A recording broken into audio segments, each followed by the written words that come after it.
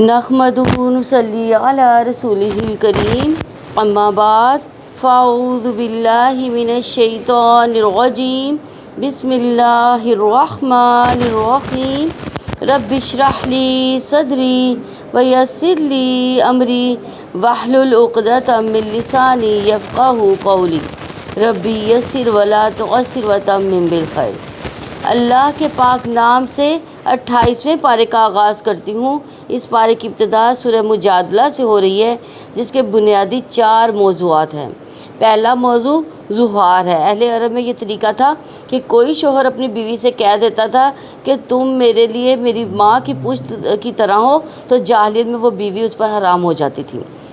ابتدا صورت میں ان احکامات کا ذکر ہے، اور دوسرا موضوع بعض یہودی منافق آپس میں سرگوشیاں کرتے تھے، جس سے مسلمانوں کو اندیشہ ہوتا تھا کہ وہ اس کے خلاف سازشیں کر رہے ہیں۔ اس میں ان کی خفیہ احکام کا بیان فرما دیا گیا۔ تیسرا موضوع کہ مسلمانوں کو اجتماعی مجلسوں میں کچھ آداب کو ملحوظ رکھنا چاہیے، اور چوتھا آخری موضوع منافقوں کا تذکرہ ہے، جو کہ ظاہراً مسلمان ہیں، دوستی کا دعویٰ کرتے ہیں، لیکن در حقیقت وہ ایمان والے نہیں بلکہ در پردہ دشمنوں کے ساتھ ہیں۔ تو جہانوں کے رب کا کلام ہے، قد سمع اللہ قول التی تجادلک فی زوجہا وتشتکی الی اللہ واللہ یسمع تحاورکما ان اللہ سمیع بصیر۔ سورہ مجادلہ مدنی ہے، اس میں 22 آیات اور 3 رکوع ہیں۔ اللہ تعالیٰ کے نام سے جو وسیع رحمت والا نہایت رحم والا ہے، یقیناً اللہ تعالیٰ نے اس عورت کی بات سن لی جو اپنے شوہر کے بارے میں آپ سے جھگڑا کر رہی تھی اور اللہ تعالیٰ سے شکوہ کر رہی تھی، اور اللہ تعالیٰ تم دونوں کی گفتگو سن رہا تھا۔ کن دونوں کی؟ نبی صلی اللہ علیہ وسلم اور اس عورت کی۔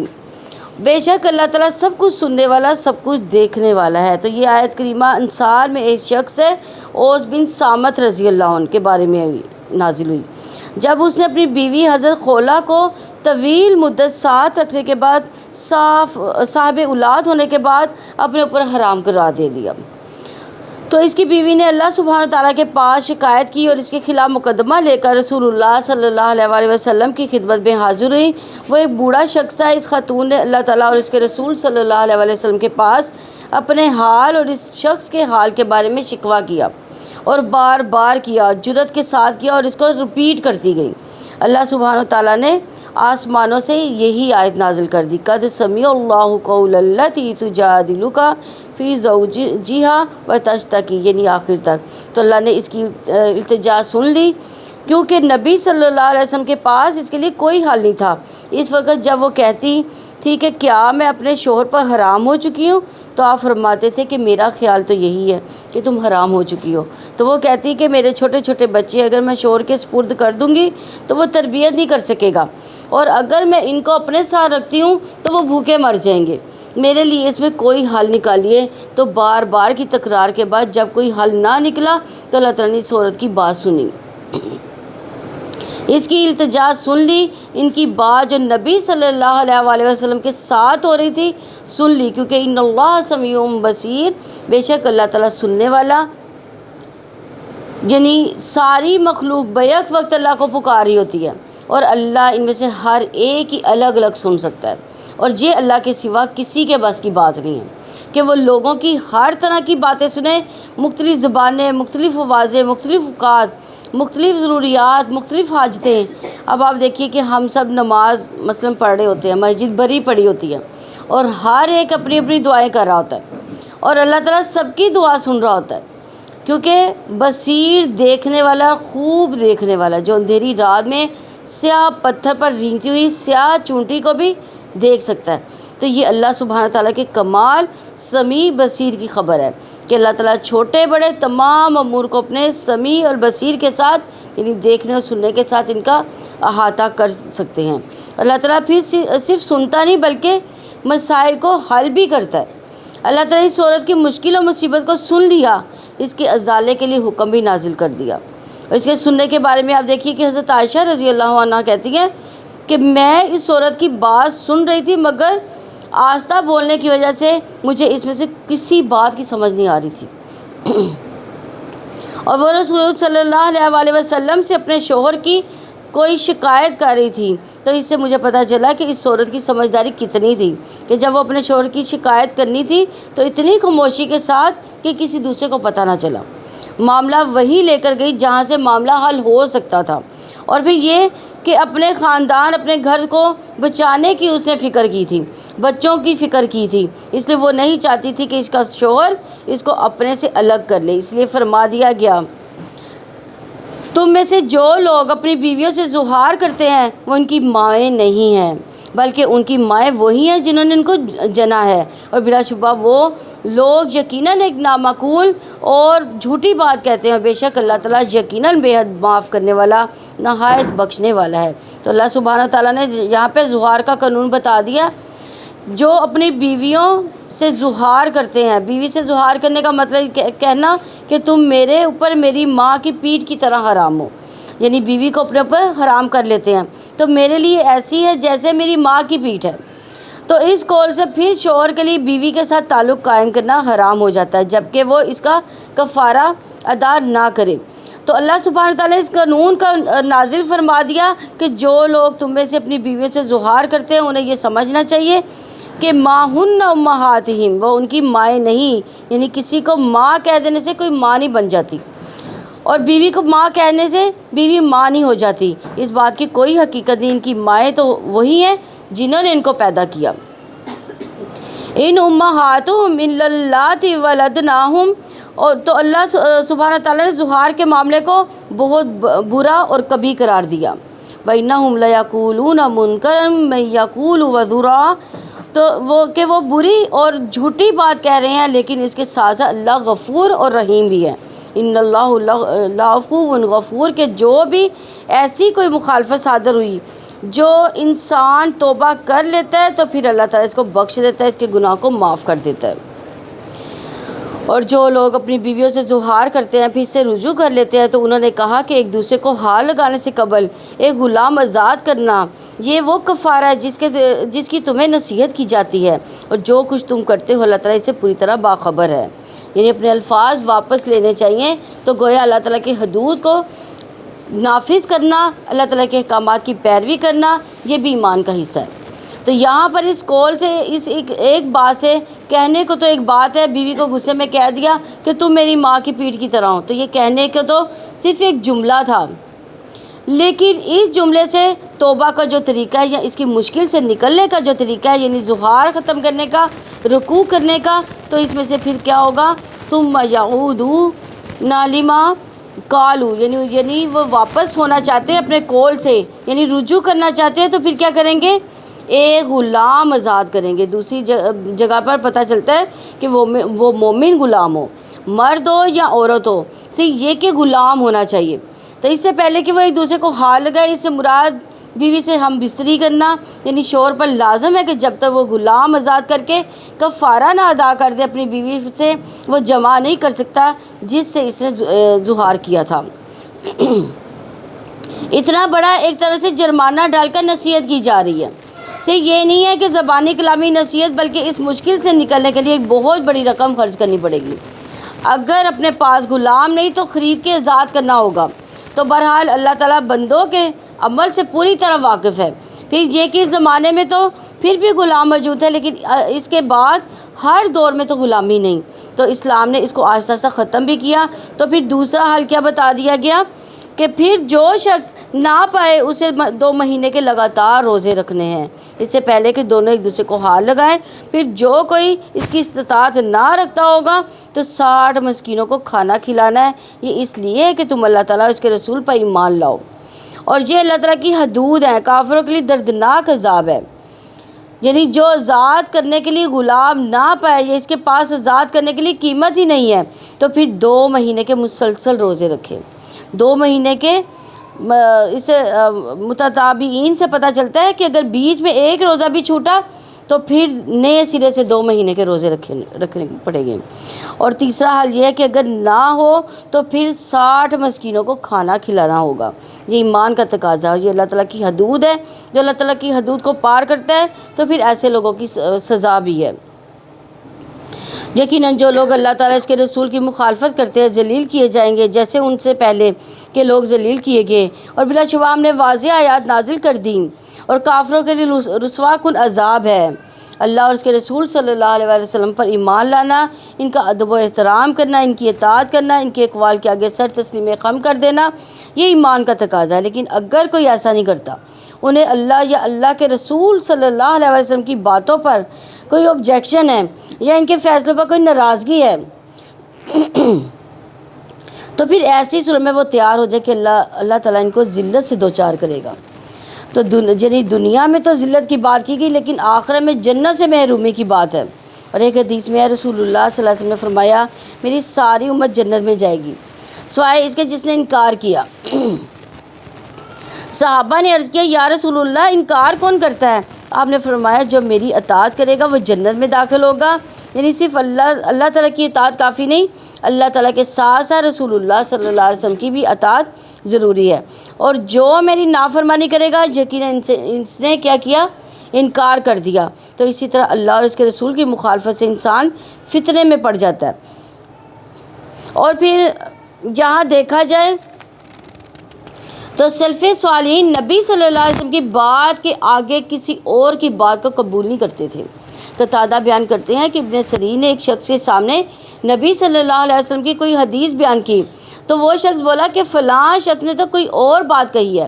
تو ابن سیرین نے کہا، میں تمہیں نبی صلی اللہ علیہ وسلم کی حدیث سنا رہا ہوں اور تم کہہ رہے ہو فلاں نے تو یہ کہا، آئندہ مجھ سے کوئی بات نہ کرنا۔ یعنی وہ سخت ناراض ہو گئے۔ اور ہم کیا کرتے ہیں؟ ہم نبی صلی اللہ علیہ وسلم کی حدیث کے آگے کسی کی اور قول وغیرہ ہو تو ہم اس کو مان لیتے ہیں۔ تو دیکھیں وہ صحابہ کیسے لوگ تھے کہ وہ ناراض ہو جاتے تھے کہ میں نبی صلی اللہ علیہ وسلم کے آگے کسی کا قول نہیں سنوں گا۔ جس دن اللہ تعالیٰ ان کو اٹھائے گا تو انہیں بتا دے گا جو انہوں نے عمل کیے۔ اللہ تعالیٰ نے اسے محفوظ رکھا اور وہ اسے بھول کے اللہ تعالیٰ ہر چیز پر گواہ ہے۔ یعنی حقیقت یہ ہے کہ ہم اپنی ہی کہی ہوئی باتوں کو، اپنی ہی سوچی ہوئی چیزوں کو، اپنے ہی خیالات کو خود بھول جاتے ہیں۔ اگر آپ مجھ سے اس وقت کہیں کہ آپ نے آج سب سے پہلے جملہ کون سا بولا تھا تو شاید مجھے یاد ہی نہ ہوگا۔ تو انسان چند لمحوں کے اندر اپنی ہی کہی ہوئی بات کو بھول جاتا ہے۔ اسی طرح اعمال اور جو ماضی میں کیے ہوئے عمل ہیں، ہمارے گناہ یا ہماری نیکیاں، ہمیں تو کچھ بھی یاد نہیں ہوتا، کیونکہ ہم اپنا نامہ اعمال خود تو ریکارڈ نہیں کر رہے۔ تو اسی طرح قیامت کے دن انسان کے سامنے وہ آئے گا جس سے اس کے ہوش اڑ جائیں گے، یہ بھی میں نے کیا تھا، اور پھر وہ انکار کرنا چاہے گا تو انکار بھی نہ کر سکے گا، کیونکہ اللہ تعالیٰ نے ہر چیز کو شمار کر رکھا ہے۔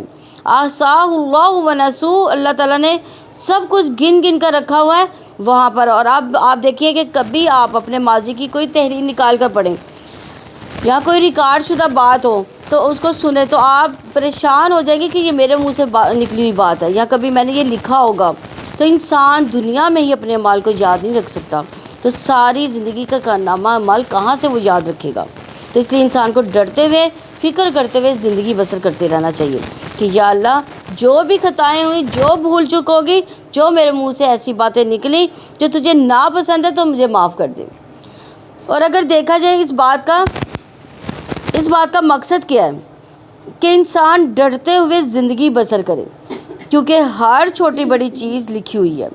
مالی ھذا الکتاب لا یغادر صغیرہ، یعنی صغیرہ یعنی ایک ڈوٹ کے برابر بھی، ڈوٹ کے اندر جو موجود ہوتی ہے چیز، وہ بھی نہیں چھوڑی ہوئی، ولا کبیرہ، اور نہ کوئی بڑی چیز، الا احصاہا، مگر یہ کہ اس نے شمار کر لیا گیا ہے اسے، یعنی صرف لکھ نہیں لیا گیا بلکہ لکھنے کے بعد اس کو گنا بھی گیا۔ اور اسی طرح انسان کے قیامت کے دن مخلوق کے بارے میں بھی سوال کیا جائے گا کہ انسان ان کے ساتھ کیا معاملہ کیا۔ یوم یبعثہم اللہ جمیعا، جس دن اللہ سب کو اٹھائے گا۔ کتنے ڈرنے والی بات ہے، اٹھائے گا کیوں؟ اٹھائے جانے کا مقصد کیا ہوگا؟ فَيُنَبِّئُهُم بِمَا عَمِلُوا، ان کے اعمال ان کو بتائے جائیں گے، یہ تم کر کے آئے ہو، جو نہیں کیا وہ بھی ان کو بتایا جائے گا۔ ایک حدیث میں آیا کہ رسول اللہ صلی اللہ علیہ وسلم فرماتے ہیں کہ اللہ تعالیٰ فرمائے گا، اے ابن آدم، میں بیمار ہوا تو نے میری عیادت نہیں کی۔ اے ابن آدم، میں تجھ سے کھانا مانگا میں نے تو نے مجھے کھانا نہیں کھلایا۔ اے ابن آدم، میں نے تجھ سے پانی مانگا تو نے مجھے پانی نہیں پلایا۔ بندہ کہے گا اے میرے رب میں تیری عیادت کیسے کرتا، تجھے کھانا کیسے کھلاتا، تجھے پانی کیسے پلاتا، جبکہ تو رب العالمین ہے۔ تو اللہ تعالیٰ فرمائے گا کیا تو نہیں جانتا کہ میرا فلاں بندہ بیمار تھا، تو نے اس کی عیادت نہیں کی، اگر تو اس کی عیادت کرتا تو مجھے اس کے پاس پاتا۔ اسی طرح کھانے کے بارے میں اور پینے کے بارے میں بھی اسی طرح فرمائیں گے۔ تو اس سے پتہ چلا کہ ہمارے یہ جو اعمال ہے، جو کچھ ہم دن بھر کرتے رہتے ہیں، یہ ایسے نہیں ہیں کہ بس ہوا میں اڑا دیے جائیں، بلکہ یہ جمع ہو رہے ہیں۔ فَيُنَبِّئُهُم بِمَا عَمِلُوا، انسان دوسروں کے سامنے مکر جاتا ہے، انکار کر دیتا ہے، نہیں میں نے نہیں کیا، میں نے نہیں کیا، یہ کسی اور نے کیا ہوگا، لیکن اللہ اور اللہ کے آگے اس کا انکار نہیں ہو سکے گا۔ اسی لیے انسان کو آج موقع ہے سچی توبہ کرنے کا۔ کیا آپ نے دیکھا نہیں کہ اللہ تعالیٰ یقیناً جانتا ہے جو کچھ آسمانوں میں، جو کچھ زمین میں ہے، تین میں کوئی سرگوشی نہیں ہوتی مگر وہ اس کا چوتھا ہوتا ہے۔ کون چوتھا ہوتا ہے؟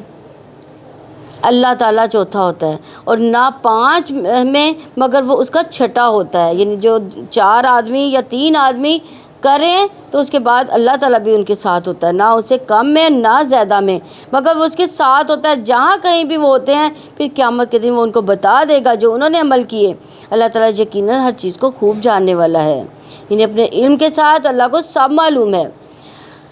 دوبارہ وہی بات، ثم ينبئهم بما عملوا یوم القیامہ، یہ ہے ڈرنے کی بات کہ ہم اسی بات کو بھول جاتے ہیں کہ یہ ہمیں دوبارہ سامنے دکھایا جائے گا، ہمیں بتایا جائے گا۔ کہ اگر اس آیت کو غور کریں تو یہاں سرگوشی کے متعلق کچھ بات کی گئی ہے۔ ہمارے دین میں بنیادی طور پر کانا پھوسی کرنا، کانوں میں باتیں کرنا، خصوصاً کسی مجلس میں بیٹھ کر 2 لوگوں کو آپس میں وسور کر کے سمائل کرنا، یہ ایک ناپسندیدہ حرکت ہے۔ ہاں اللہ یہ کہ کوئی شدید ضرورت ہو، کوئی نیکی کا کام ہو جو سب کے سامنے نمایاں نہ کر سکتا ہو تو اس کی رخصت بھی ہے، لیکن یہ ہے کہ عمومی طور پر اس چیز کو سے منع کیا گیا ہے۔ خاص طور پر اگر مجلس میں 3 لوگ ہیں تو 2 آپس میں باتیں کریں اور تیسرے کو اکیلا چھوڑ دیں، کیونکہ یہ چیز اس کو غمگین کرتی ہے۔ اور جہاں سرگوشی کرنے کے لیے اجازت ہے تو وہاں انسان کو یہ یاد رکھنا چاہیے کہ لوگوں سے چھپا کر جو بات کر رہا ہے اللہ تعالیٰ دیکھ رہا ہے، وہ سن رہا ہے۔ تو اس لیے انسان یہ نہ سمجھے کہ کسی کے کان میں اگر بات کر دی گئی تو وہ شاید فرشتے کو پتہ نہیں چلے گی اور بکس آف ڈیڈ میں نہیں آئے گی، جبکہ ہمیں پتہ ہونا چاہیے کہ اللہ اپنے علم کے ساتھ ہر جگہ بندوں کے ساتھ موجود ہے۔ کیا آپ نے نہیں دیکھا کیا آپ نے انہیں نہیں دیکھا جنہیں سرگوشی کرنے سے روکا گیا؟ وہ پھر وہی کام کرتے ہیں جس سے انہیں روکا گیا ہے، اور آپس میں وہ گناہ کی اور ظلم کی اور رسول کی نافرمانی کی سرگوشیاں کرتے ہیں۔ اور جب وہ آپ کے پاس آتے ہیں آپ کو ایسے کلمے کے ساتھ سلام کرتے ہیں جس کے ساتھ اللہ تعالیٰ نے آپ کو سلام نہیں کیا، اور وہ اپنے دلوں میں کہتے ہیں کہ ان کی وجہ سے اللہ تعالیٰ ہمیں عذاب کیوں نہیں دیتا، جو ہم کہتے ہیں ان کے لیے جہنم کافی ہے، وہ اس میں داخل ہوں گے، بس وہ بہت برا ٹھکانہ ہے۔ یہ مدینہ کے اندر جو یہود اور منافقین تھے وہ بعض کا مسلمانوں کو دیکھتے تو آپس میں ایک دوسرے سے سرگوشیاں کرنا شروع کر دیتے تھے، اور مسلمانوں کا یہ ہوتا تھا کہ شاید یہ کسی آنے والے لشکر یا مسلمانوں پر کسی حملے وغیرہ سے کے متعلق یہ بات کر رہے ہیں، اور اس طرح مسلمان اپنے دل میں خوف محسوس کرتے تھے۔ تو اللہ سبحانہ تعالیٰ نے ان لوگوں کو جو یہ حرکتیں کر رہے تھے چپ کے کان میں بات کر کے مسلمان پر ہنستے تھے، اسے روک دیا۔ اور دوسری بات جو اس آیت میں ہے کہ یہاں پر خاص طور پر آپ دیکھیے گناہ اور سرگوشی تو بہت سے لوگ کرتے ہیں، لیکن یہ باتیں کرنا کہ رسول اللہ صلی اللہ علیہ وسلم کی ہم فلاں بات نہیں مانیں گے، یہ ایک بہت بڑا جرم تھا۔ تو یہاں اگر یہ دیکھا جائے تو یہود خاص طور پر آپ کی مجلسوں میں آ کر آپ کو السلام علیکم کہنے کی بجائے کیا کہتے تھے؟ السلام علیکم، جس کا مطلب کیا ہوتا تھا؟ نعوذ باللہ آپ پر موت واقعہ ہو۔ یعنی ہم پیغمبر کے ساتھ اتنی بڑی بری حرکت کر لیتے ہیں تو ہمارا کچھ نہیں جاتا، تو وہ اور دلیر ہو گئے ہوئے تھے۔ حالانکہ دیکھا جائے تو سلام اسلام کی نمایاں خصوصیت ہے، اور پھر سلام اللہ کا نام بھی ہے، اور یہ مسلمان کا مسلمان پر حق بھی ہے۔ اسی لیے یہ اللہ کا حکم بھی ہے کہ مسلمان کی گفتگو کا آغاز کس سے ہونا چاہیے؟ سلام سے ہونا چاہیے، اور اسی لیے فرما دیا گیا کہ سلام میں پہل کرنے والا افضل ہوتا ہے۔ تو پھر ہمیں کیا کرنا چاہیے؟ جس کو نہ جانتے ہو جس کو جانتے ہو سب کو سلام کرنا چاہیے، اور سلام کے ذریعے انسان خوب نیکیاں بھی کما سکتا ہے۔ یعنی ہم سلام کرتے ہیں 10 نیکیاں مل جاتی ہیں۔ اسی طرح یہ کہ اگر السلام علیکم ورحمۃ اللہ کہتے ہیں تو 20، اور وبرکاتہ کا اضافہ کرتے ہیں تو 30، دعا بھی ہو جاتی ہے اور نیکیوں میں اضافہ بھی ہو جاتا ہے۔ اور پھر یہاں خاص طور پر یہ بات بھی قابل غور ہے کہ سلام میں بخل کرنے والا، یعنی دوسروں کو سلام نہ کرنے والا سب سے بڑا بخیل ہے، جبکہ بخیلی ایک بدترین عادت ہے۔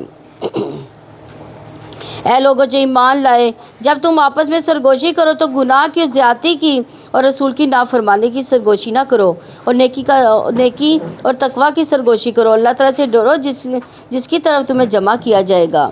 یعنی آپس میں ان باتوں پر ایک دوسرے کے کانوں میں باتیں نہ کرو، سازشیں مت کرو۔ سرگوشی کرنا یقیناً شیطان کی طرف سے ہے تاکہ ان لوگوں کو وہ غم میں مبتلا کر دے جو ایمان لائے، حالانکہ اللہ تعالیٰ کے حکم کے بغیر انہیں ہرگز کچھ بھی نقصان پہنچانے والا نہیں۔ بس لازم ہے کہ مومن اللہ تعالیٰ پر بھروسہ کریں۔ اے لوگوں جو ایمان لائے، جب تمہیں کہا جائے کہ مجلسوں میں کشادگی پیدا کرو تو جگہ کشادہ کر دیا کرو، اللہ تعالیٰ تمہارے لیے کشادگی پیدا کرے گا۔ اور جب کہا جائے کہ اٹھ جاؤ تو اٹھ جایا کرو، اللہ تعالیٰ ان لوگوں کے درجات بلند کرے گا جو تم میں سے ایمان لائے، جن کو علم دیا گیا، اللہ تعالیٰ ان کو بلند درجے عطا فرمائے گا، اور جو کام تم کرتے ہو اللہ تعالیٰ اس سے پوری طرح باخبر ہے۔ تو یہاں تفسحوا، اور اس کا فائدہ کیا ہوگا؟ یفسح اللہ لکم، اللہ تمہارے لیے کشادگی پیدا کر دے گا، دنیا اور آخرت میں فراغی پیدا کر دے گا، اور رزق میں، مال میں، اولاد میں، قبر میں، جہاں جہاں انسان چاہتا ہے کہ اس کے لیے کوئی جگہ بنا دے، اس کو جگہ مل جائے، کیونکہ ہر وقت ہر ہی جگہ ہم جگہ جو دینے میں یعنی ہر جگہ پہ ہم چاہتے ہیں کہ شادی ہو، بلکہ بہت دفعہ دوسروں کے پاس چانس ہوتا ہے اور انہیں ہمیں جگہ دینی ہوتی ہے۔ تو اس لیے اللہ تعالیٰ کے اس حکم پر عمل کرتے ہوئے، اللہ کے وعدے کو یقین کرتے ہوئے نعمت کو حاصل کرو، اس کی خوشخبری پالو۔ یعنی کیا کہا گیا اس آیت میں کہ مجلس کو کشادہ کرو، ایک دوسرے کے لیے آسانیاں کرو، ایک دوسرے کو جگہ دو۔ اور دوسری بات جو اس آیت میں بتائی جا رہی ہے کہ تم میں سے جو لوگ ایمان لائے، جنہیں علم دیا گیا، اللہ تعالیٰ ان کے درجے بلند کرے گا۔ یعنی جس کا جتنا ایمان کا درجہ ہوگا، اللہ کی نگاہ میں اس کا اتنا ہی بلند درجہ ملے گا اس کو۔ جس کا جتنا علم میں درجہ بلند ہوگا، اللہ کے ہاں اس کا اتنا ہی درجہ بلند ہوگا۔ یعنی کسی خاص جگہ پر بیٹھنے سے درجہ بلند نہیں ہوتا، اور درجوں کی بلندی کے لیے ایمان و عمل شرط ہے۔ اے لوگوں جو ایمان لائے ہو، جب تم رسول سے کوئی سرگوشی کرو تو اپنی سرگوشی سے پہلے صدقہ پیش کیا کرو، یہ تمہارے حق میں زیادہ بہتر اور بہت پاکیزہ ہے۔ پھر اگر نہ پاؤ تو یقینا اللہ تعالیٰ بے حد بخشنے والا، نہایت رحم والا ہے۔ یعنی ہمارے دین میں بڑی وسعت ہے۔ نبی صلی اللہ علیہ وسلم سے سرگوشی کرنے کے لیے کہہ دیا گیا کہ پہلے صدقہ کرو۔ یہ کس لیے کہا گیا تھا؟ تاکہ یہودی جو مال کے لیے بخیل ہیں وہ سرگوشیاں بند کر دیں، کیونکہ ان کی سرگوشیاں مسلمانوں کو اذیت دیتی تھیں۔ کیا تم ڈر گئے ہو کہ تم اپنی سرگوشی سے پہلے صدقات پیش کرو؟ جب تم نے ایسا نہیں کیا اور اللہ تعالیٰ نے بھی تمہیں معاف کر دیا تو تم نماز قائم کرو، زکوٰۃ دیتے رہو، اللہ تعالیٰ اس کے رسول کی اطاعت کرو، جو کچھ بھی تم کرتے ہو اللہ تعالیٰ اس سے پوری طرح باخبر ہے۔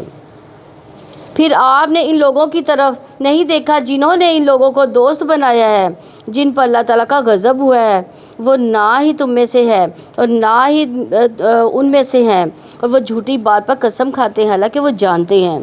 یعنی اشارہ ہے منافقین کی طرف، یعنی نہ تو وہ تمہارے ساتھ مخلص ہے، نہ تمہارے دوست ہیں، اور نہ ہی ان کے دوست ہیں۔ یعنی جو دشمنوں کے ساتھ ملتے ہیں ان کے بھی دوست نہیں ہیں، مسلمانوں کے ساتھ مل کر بیٹھے ہوتے ہیں ان کے بھی دوست نہیں ہیں۔ اللہ تعالیٰ نے ان کے لیے بہت سخت عذاب تیار کر رکھا ہے۔ بہت برا ہے جو کچھ وہ کرتے ہیں، انہوں نے اپنی قسموں کو ڈھال بنا رکھا ہے، وہ اللہ تعالیٰ کی راہ سے روکتے ہیں، پس ان کے لیے رسوا کن عذاب ہے۔ ان کے مال، ان کی اولاد اللہ تعالیٰ کے عذاب سے ہرگز ان کے کچھ کام نہیں آئیں گی۔ یہی لوگ آگ والے ہیں، وہ اس میں ہمیشہ رہنے والے ہیں۔ جس دن اللہ تعالیٰ ان سب کو اٹھائے گا تو وہ اس کے سامنے بھی قسمیں کھائیں گے جیسے وہ تمہارے سامنے کھاتے ہیں۔ وہ گمان کریں گے کہ یقیناً وہ کسی دلیل پر قائم ہے، سن لو بلا شبہ وہی جھوٹے ہیں، شیطان ان پر غالب آ چکا، اس نے انہیں اللہ تعالیٰ کی یاد کو بلا دیا۔ یہی لوگ شیطانی گروہ ہیں، سن لو شیطان کا گروہ ہی یقیناً خسارہ اٹھانے والا ہے۔ تو اس آیت سے پتہ چلتا ہے کہ شیطان کی طرف سے کیا ہوتی ہے؟ سرگوشی۔ حالانکہ اس میں انسان کا اپنا بھی قصور ہوتا ہے، لیکن انسان میں نسیان ہے، ایک قدرتی چیز ہے، لیکن غفلت میں انسان کا اپنا قصور بھی ہوتا ہے۔ تو یہاں پر غفلت کی وجہ سے شیطان مسلط ہوتا ہے، اور جب شیطان مسلط ہو جاتا ہے تو پھر وہ اللہ کا ذکر بھلوا دیتا ہے۔ تو اس لیے ہمیں کانشیس رہنا چاہیے، چوکنا رہنا چاہیے۔ یقیناً جو لوگ اللہ تعالیٰ اور اس کے رسول کی مخالفت کرتے ہیں وہی ذلیل ترین لوگوں میں سے ہیں۔ اللہ تعالیٰ کی مخالفت، اللہ کے رسول کی مخالفت، یعنی ان کی بات کے آگے اپنی عقل کی تعویلیں پیش کرنا، ان باتوں کو ٹویسٹ کر دینا، کیونکہ اللہ سبحانہ تعالیٰ نے جس کو اپنا رسول بنا کر بھیجا اس پر اعتماد کیا، ماننا یہ کہ ایک بہت بڑی علمی خیانت ہوتی ہے، یعنی اس کو نہ ماننا، اور اللہ تعالیٰ کی ناراضگی کا باعث بھی بنتی ہے۔ اور یہاں پر بار بار ذلت کی بات کی گئی ہے۔ اللہ تعالیٰ نے لکھ دیا کہ میں اور میرے رسول ضرور غالب رہیں گے۔ اللہ تعالیٰ یقیناً بڑی قوت والا، سب پر غالب ہے، اور یہ ایک حقیقت ہے۔ 1400 سال سے ایسی کوششیں ہر دور میں ہوتی رہی ہیں۔ لوگوں نے قرآن و سنت کی مخالفت کی اور اسلام کے خلاف سخت قسم کے پروپیگنڈے بھی ہوئے، لیکن الحمدللہ آج بھی دین اپنی اصل حالت میں موجود ہے۔ آپ ان لوگوں کو نہیں پائیں گے جو اللہ تعالیٰ اور آخرت کے دن پر ایمان رکھتے ہیں، کہ وہ لوگوں سے دوستی رکھتے ہیں جنہوں نے اللہ تعالیٰ اور اس کے رسول کی مخالفت کی، اگرچہ وہ ان کے باپ ہوں یا ان کے بیٹے ہوں یا ان کے بھائی ہوں یا ان کا خاندان ہو۔ یہی لوگ ہیں جن کے دلوں میں اللہ تعالیٰ نے ایمان لکھ دیا ہے اور ان کو اپنی جناب سے ایک روح کے ساتھ قوت دی ہے۔ انہیں وہ اپنی جنتوں میں داخل کرے گا جن کے نیچے سے نہریں بہہ رہی ہیں، وہ ان میں ہمیشہ رہنے والے ہیں۔ اللہ تعالیٰ ان سے راضی ہو گیا اور وہ اللہ تعالیٰ سے راضی ہو گئے۔ یہی لوگ اللہ تعالیٰ کا گروہ ہیں۔ سن لو، اللہ تعالیٰ کے گروہ کے لوگ ہی یقیناً فلاح پانے والے ہیں۔ سورہ حشر، یہ سورہ نبی صلی اللہ علیہ وسلم کے مدینہ ہجرت کرنے کے دوسرے سال نازل ہوئی۔ مدینہ میں یہودیوں کی بڑی تعداد آباد تھی، اس لیے نبی صلی اللہ علیہ وسلم نے ان سے معاہدہ کر رکھا تھا جس کی انہوں نے خلاف ورزی کی، جس کے نتیجے میں نبی صلی اللہ علیہ وسلم نے ان کا محاصرہ کیا تو انہوں نے اپنے ہتھیار ڈال دیے۔ اس میں اس واقعے کا تبصرہ ہے۔ اکثر صحابہ رضوان اللہ سورہ حشر کو سورہ بنی نذیر بھی کہتے تھے۔ سورہ حشر مدنی ہے، اس میں 24 آیات اور 3 رکوع۔ اللہ تعالیٰ کے نام سے جو وسیع رحمت والا، نہایت رحم والا ہے۔ اللہ تعالیٰ کا پاک ہونا بیان کیا، ہر چیز جو آسمانوں میں ہے، جو زمین میں ہے، وہی سب پر غالب، کمال حکمت والا ہے۔ کیا بتایا گیا؟ سبح للہ ما فی السماوات والارض۔ کیا بتایا گیا یہاں پہ؟ زمین و آسمان کی ہر چیز اللہ تعالیٰ کی تسبیح کرتی ہے۔ تسبیح کرتی ہے۔ کون سی تسبیح؟ سبحان اللہ و بحمدہ سبحان اللہ العظیم۔ تو تسبیح کے فوائد کیا ہیں؟ تسبیح تمام مخلوق کی رزق کی کنجی ہے، اور پھر تسبیح کرنا صدقہ ہے۔ اسی طرح ایک بار تسبیح کرنے سے زمین و آسمان بھر جاتے ہیں، اور پھر 100 بار سبحان اللہ کہنا سورج طلوع ہونے اور غروب ہونے سے پہلے 100 اونٹوں سے افضل ہے۔ تسبیح کرنے سے جنت میں درخت لگتے ہیں، اور اگر نبی صلی اللہ علیہ وسلم کو دیکھا جائے تو آپ صلی اللہ علیہ وسلم سونے سے پہلے مسلسل تسبیح کرتے رہتے تھے۔ تو ہمیں پھر کیا کرنا چاہیے؟ تسبیحات کی کثرت کرنی چاہیے۔ کسی نے کرنا شروع کی ہے تسبیحات صبح اور شام؟ ٹھیک ہے۔ وہی ہے جس نے اہل کتاب کے کافروں کو پہلے اکٹھ میں ان کے گھروں سے نکال دیا۔ تم نے یہ گمان نہیں کیا تھا کہ وہ نکل جائیں گے، انہوں نے بھی یہ سمجھا تھا کہ ان کے قلعے یقیناً انہیں اللہ تعالیٰ سے بچانے والے ہیں۔ تو اللہ تعالیٰ ان کے پاس آیا جہاں سے انہوں نے خیال بھی نہیں کیا تھا، اور اس نے ان کے دلوں پر رعب ڈال دیا۔ وہ اپنے ہاتھوں سے اپنے منہوں کے ہاتھوں سے بھی، مومنوں کے ہاتھوں سے بھی اپنے گھروں کو برباد کر رہے تھے۔ چنانچہ آنکھوں والوں عبرت حاصل کرو، کیونکہ غزوہ نذیر کی یہاں پہ بات ہو رہی ہے۔ بنو نذیر نے نبی صلی اللہ علیہ وسلم کے ساتھ غداری کی تھی۔ ایک موقع پر جب آپ صلی اللہ علیہ وسلم ان کے پاس دیت کے سلسلے میں گئے تو انہوں نے نبی صلی اللہ علیہ وسلم پر پتھر گرا کر آپ صلی اللہ علیہ وسلم کو ہلاک کرنے کی کوشش کی۔ اس کے بعد انہیں مدینہ سے نکال دیا گیا، اور اگر اللہ تعالیٰ نے ان پر جلا وطنی نہ لکھ دی ہوتی تو وہ دنیا میں ہی انہیں لازماً عذاب دیتا، اور آخر میں بھی ان کے لیے آگ کا عذاب ہے۔ اس کی وجہ یہ ہے کہ یقیناً انہوں نے اللہ تعالیٰ اور اس کے رسول کی مخالفت کی، اور جو بھی اللہ تعالیٰ کی مخالفت کرتا ہے تو اللہ تعالیٰ یقیناً اسے سخت سزا دینے والا ہے۔ کھجور کا جو درخت تم نے کاٹا یا اسے اپنی جڑوں پر کھڑا رہنے دیا، اللہ تعالیٰ کی اجازت ہی سے تھا، اور تاکہ وہ نافرمانوں کو رسوا کر دے۔ یعنی تم نے جو کھجور کے درخت کاٹے، یعنی اس کے محاصرہ کرتے ہوئے بنو نذیر کا، اس میں سے چند ایک درختوں کو نبی صلی اللہ علیہ وسلم نے اللہ کے حکم سے کاٹا تھا، تو جس پر انہوں نے پراپوگنڈا کیا کہ یہ جو ہے مسلمان فساد کرنے والے ہیں۔ یہاں پہ اللہ تعالیٰ نبی صلی اللہ علیہ وسلم کی گواہی دے رہے ہیں کہ انہوں نے جتنے بھی جو درخت کاٹے ہیں اللہ کے حکم سے کاٹے ہیں۔ اللہ تعالیٰ نے ان کے مال میں سے جو اپنے رسول کی طرف لٹایا ہے، تم نے اس پر نہ گھوڑے دوڑائے نہ اونٹ، لیکن اللہ تعالیٰ اپنے رسولوں کو جس پر چاہتا ہے غالب کر دیتا ہے، اور اللہ تعالیٰ ہر چیز پر پوری قدرت رکھنے والا ہے۔ یعنی تم نے باقاعدہ جنگ نہیں کی، اس کو اموال فے کہا جاتا ہے۔ غنیمت وہ ہوتا ہے جو لڑائی میں جنگ کے بعد حاصل ہوتی ہے، فے وہ ہوتا ہے جو لڑے بغیر حاصل ہوتی ہے۔ تو اس کو نبی صلی اللہ علیہ وسلم نے یعنی نبی صلی اللہ علیہ وسلم اس میں سے ازواج کو سالانہ خرچ بھی دیتے تھے، باقی جو مال بچتا اسے سامان جنگ کے لیے سامان خریدتے تھے اور گھوڑوں وغیرہ پر خرچ کرتے تھے تاکہ اللہ کے راستے میں کام آ سکے۔ جو بھی اللہ تعالیٰ اپنے رسول کی طرف ان بستیوں والوں کے مال سے لوٹا دیا تو وہ اللہ تعالیٰ کے لیے اور رسول کے لیے اور رشتہ داروں، یتیموں، مسکینوں، مسافروں کے لیے ہے، تاکہ تم میں سے مالداروں ہی کے درمیان وہ گردش کرنے والا نہ رہے، اور جو کچھ رسول تمہیں دے تو وہ لے لو، اور جس چیز سے تمہیں روک دیا تو تم اس سے رک جاؤ، اور اللہ تعالیٰ سے ڈر جاؤ، یقیناً اللہ تعالیٰ سخت سزا دینے والا ہے۔ تو یہاں پر دیکھیں بہت واضح آپ صلی اللہ علیہ وسلم کی اتھارٹی بتائی جا رہی ہے، قائم کر دی گئی کہ جو رسول اللہ صلی اللہ علیہ وسلم تمہیں دے دیں وہ لے لو، جو حکم دیتے ہیں وہ کام کرنے کو کہتے ہیں ان کو پورا کرو، اور یہ حدیث کے حجت ہونے پر دلیل ہے، یہ بہت بڑی دلیل ہے۔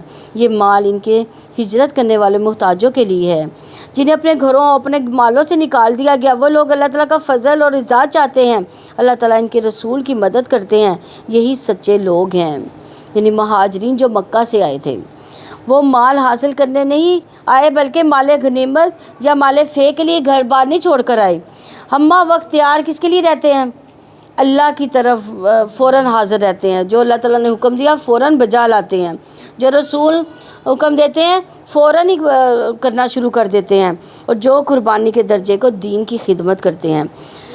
اور جن لوگوں نے ان سے پہلے دار ہجرت میں اور ایمان میں جگہ بنا لی وہ ان سے محبت کرتے ہیں جو ہجرت کر کے ان کے پاس آئے، اور جو کچھ بھی مہاجرین کو دیا جاتا ہے وہ ان کے بارے میں اپنے سینے میں کوئی تنگی نہیں پاتے، اور وہ انہیں اپنے پر ترجیح دیتے ہیں اگرچہ خود ان کو سخت ضرورت ہوتی ہے، اور جسے اس کے دل کے بخل سے بچا لیا گیا تو وہی لوگ فلاح پانے والے ہیں۔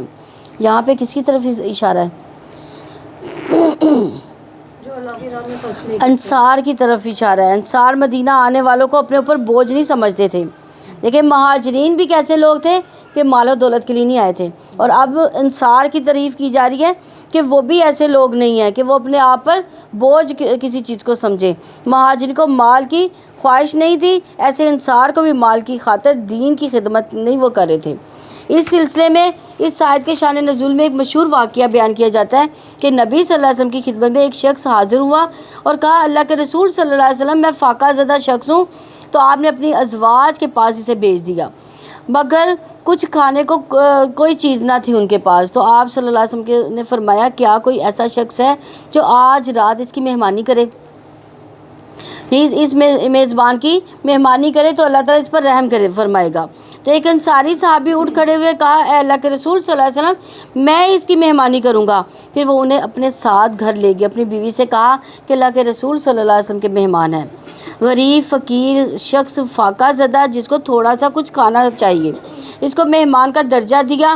اس کو آپ صلی اللہ علیہ وسلم نے اپنے گھر والوں کے پاس بھیجا، مگر جب کچھ نہ پایا تو پھر انصاری نے اس کو اپنا مہمان بنا لیا۔ تو یہاں دیکھا جائے تو کس طرح مسلمان کی عزت کرتا ہے، اللہ کے رسول صلی اللہ علیہ وسلم کے دیے ہوئے کام کو اپنی خوش قسمتی اور خوش بختی سمجھتا ہے۔ تو انہوں نے اپنی بیوی سے کہا ان سے کوئی چیز بچا کر نہ رکھنا۔ وہ کہنے لگی اللہ کی قسم میرے پاس تو صرف بچوں کا کھانا ہے، تو جو کچھ بھی گھر میں موجود ہے۔ انصاری صحابی نے کہا جب بچے کھانا مانگنے لگے تو انہیں سلا دینا، چراغ بجھا دینا، آج رات ہم بھی بھوکے رہ لیں گے۔ بیوی نے ایسا ہی کیا۔ پھر وہ شخص صبح کے وقت آپ صلی اللہ علیہ وسلم کی خدمت میں حاضر ہوا۔ اللہ کے رسول صلی اللہ علیہ وسلم نے ان کی تعریف فرمائی کہ فلاں مرد اور عورت پر اللہ تعالیٰ بہت خوش ہوا، یا فرمایا کہ اللہ تعالیٰ آپ پر مسکرایا، اور پھر اللہ نے یہ آیت نازل فرمائی کہ وہ بھوکے رہ کر دوسروں کو کھلاتے ہیں، یہ ہے دین کی سچی محبت۔ جو اپنے نفس کی تنگی سے، بخیلی سے، حرص کی لالچ سے بچا لیا گیا، تو ایسے ہی لوگ دراصل کامیاب ہونے والے ہیں۔ بات یہ کہ نفس کے خلاف جہاد اور اپنے نفس کے خلاف کوشش جو ہے یہ بہت مشکل کام ہے۔ یہ تو شوخہ کا علاج یعنی رسول اللہ صلی اللہ علیہ وسلم نے فرمایا جو مال خرچ کرنے پر بخیل ہو تو اسے کثرت سے سبحان اللہ و بحمدی پڑھنا چاہیے۔ یعنی جو مال دینا نہیں چاہتا، بخیلی کرتا ہے، اس کو کیا پڑھنا چاہیے؟ یہ اللہ کے نزدیک سونے کے پہاڑ خرچ کرنے سے زیادہ پسندیدہ ہے۔ اور دوسری بات یہ کہ نبی صلی اللہ علیہ وسلم کو بھی دل کی تنگی کا علاج تسبیح بتا دیا گیا۔ جو لوگوں کی باتوں کی وجہ سے آپ کا دل تنگ ہوتا تھا تو اس کا علاج کیا بتایا؟ تسبیح بتا دیا گیا۔ تو تسبیح کو پڑھنا دل کو وسیع کرتا ہے، کھلا کر دیتا ہے، دل میں آنے والے بخل کے خلاف پھر انسان عمل کر لیتا ہے۔ اور مال کی حرص ہونے کے باوجود اپنے پسندیدہ مال میں سے خرچ کرنا، صدقہ کرنا، یہ افضل ترین صدقہ ہے۔ اور مال اکٹھا کرنے کی بجائے ساتھ ساتھ نکالتے رہنا چاہیے۔ اسی طرح حضرت اسماء رضی اللہ عنہا کہتی ہیں کہ مجھے رسول اللہ صلی اللہ علیہ وسلم نے فرمایا خرچ کرو یا تھوڑا تھوڑا کر کے خرچ کرتی رہو، لیکن گن گن کر نہ رکھو، اللہ بھی تمہیں گن کر دے گا۔ یعنی اگر آپ گن کر دیں گے تو اللہ تعالیٰ آپ کو گن کر دے گا۔ اگر آپ تھوڑا تھوڑا خود بخود نکالتی جائیں گی تو اللہ تعالیٰ بھی آپ کو بغیر گنے دے گا۔ تو اس کے بخل سے پناہ کے لیے دعا بھی ہے۔ کون سی دعا ہے؟ اللہم انی اعوذ بک من البخل، اے اللہ میں بخل سے، دل کی تنگی سے اپنے آپ کو بچا کر تیرے حوالے کرتی ہوں۔ اور جو لوگ ان کے بعد آئے وہ کہتے ہیں اے ہمارے رب ہمیں اور ہمارے ان بھائیوں کو بھی بخش دے جو ایمان میں ہم سے سبقت لے گئے، اور ہمارے دلوں میں ایمان والوں کے لیے کوئی بغض نہ رکھنا۔ اے ہمارے رب یقیناً تو بے حد شفقت کرنے والا، نہایت رحم والا ہے۔ یعنی مہاجرین انسان کے بعد ہمارے دل بھی کسی کے خلاف کوئی حسد بغض نہ ہو، کوئی تنگی نہ ہو، ہمارے دل صاف ہوں، تو ایمان والوں کے لیے دعائیں بھی کرنی چاہیے۔ اپنے اموال فعل میں اس لوگوں کا حصہ بتا دیا گیا جو ایمان والوں کے لیے خیر خواہ ہیں، لیکن جو ایمان والوں کو گالیاں دے، برا بھلا کریں، ان کا اس میں کوئی حصہ نہیں۔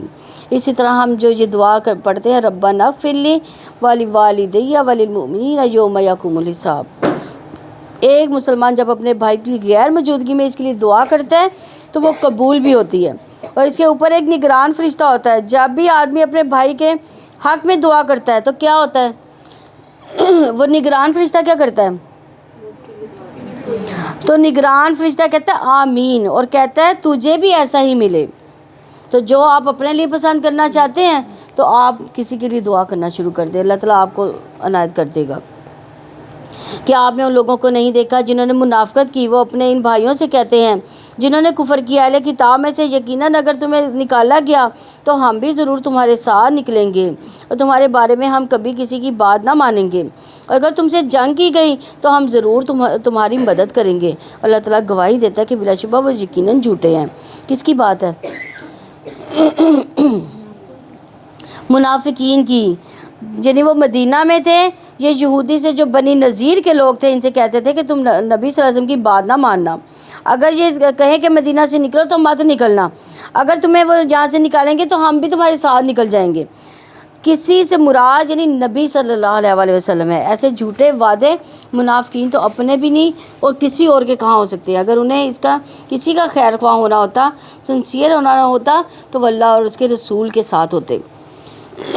تو یاد رکھیے جو بندہ اللہ اور اس کے رسول کے ساتھ مخلص نہیں، وہ آپ کا بھی مخلص نہیں ہو سکتا۔ اگر انہیں نکالا گیا تو وہ اس کے ساتھ نہیں نکلیں گے، اگر ان سے جنگ کی گئی تو یہ ان کی مدد نہیں کریں گے، اور یقیناً اگر وہ ان کی مدد کریں گے تو وہ ضرور پوچھتے پھیر دیں گے، پھر وہ مدد نہیں کیے جائیں گے۔ بلا شبہ تم خوف کے لحاظ سے ان کے سینوں میں اللہ تعالیٰ سے زیادہ سخت ہو، یہ اس لیے کہ بے شک وہ لوگ سمجھ نہیں رکھتے، یعنی وہ بندوں سے زیادہ ڈرتے ہیں۔ وہ اکٹھے ہو کر تم سے کبھی نہیں لڑیں گے۔ کون نہیں لڑیں گے؟ منافقین۔ وہ بہت زیادہ ڈرتے تھے مسلمانوں سے، مگر قلعہ بند بستیوں میں یا دیواروں کے پیچھے سے ان کی آپس میں لڑائی بہت سخت ہے۔ آپ انہیں متحد سمجھتے ہیں، حالانکہ ان کے دل جدا جدا ہے۔ منافق اور یہودی آپس میں دیکھنے میں وہ دونوں کیا لگتے تھے کہ اکٹھے لگتے تھے، لیکن اصل میں ان کے دل جدا تھے۔ یہ اس لیے کہ بلا شبہ وہ ایسے لوگ ہیں جو عقل نہیں رکھتے، یعنی آپس میں بھی ایک نہیں ہے، لڑتے ہیں۔ وہی بات ہوئی جو اللہ اور اس کے رسول صلی اللہ علیہ وسلم کے نہیں، وہ کسی کے ساتھ مخلص نہیں ہو سکتے۔ جس کو دھوکہ دینے کی عادت ہو وہ ہر ایک کو ڈنگ مارتا ہے۔ اور اس آیت سے یہ بھی پتہ چلتا ہے کہ دل میں بغض رکھ کے آپس میں محبتوں کا ظاہر کرنا، ایک دوسرے سے چاپلوسی کرنا، یہ بھی درست نہیں ہے۔ کثیری کہتے ہیں کہ لوگوں کا آپس میں متحد ہونا، حالانکہ ان کے دل میں آپس کے لیے نفرت و اختلاف ہو، ہر قسم کے بگاڑ کی اصل ہے۔ یہاں سے سارا بگاڑ و فساد نکلتا ہے، ہر مشکل میں موقع پر اللہ کی طرف سے مدد نہ آنے کا سبب ہے۔ دوسرا یہ کہ بغض کی ممانعت کی گئی ہے، یعنی بغض نہ رکھنے کی تلقین ہے۔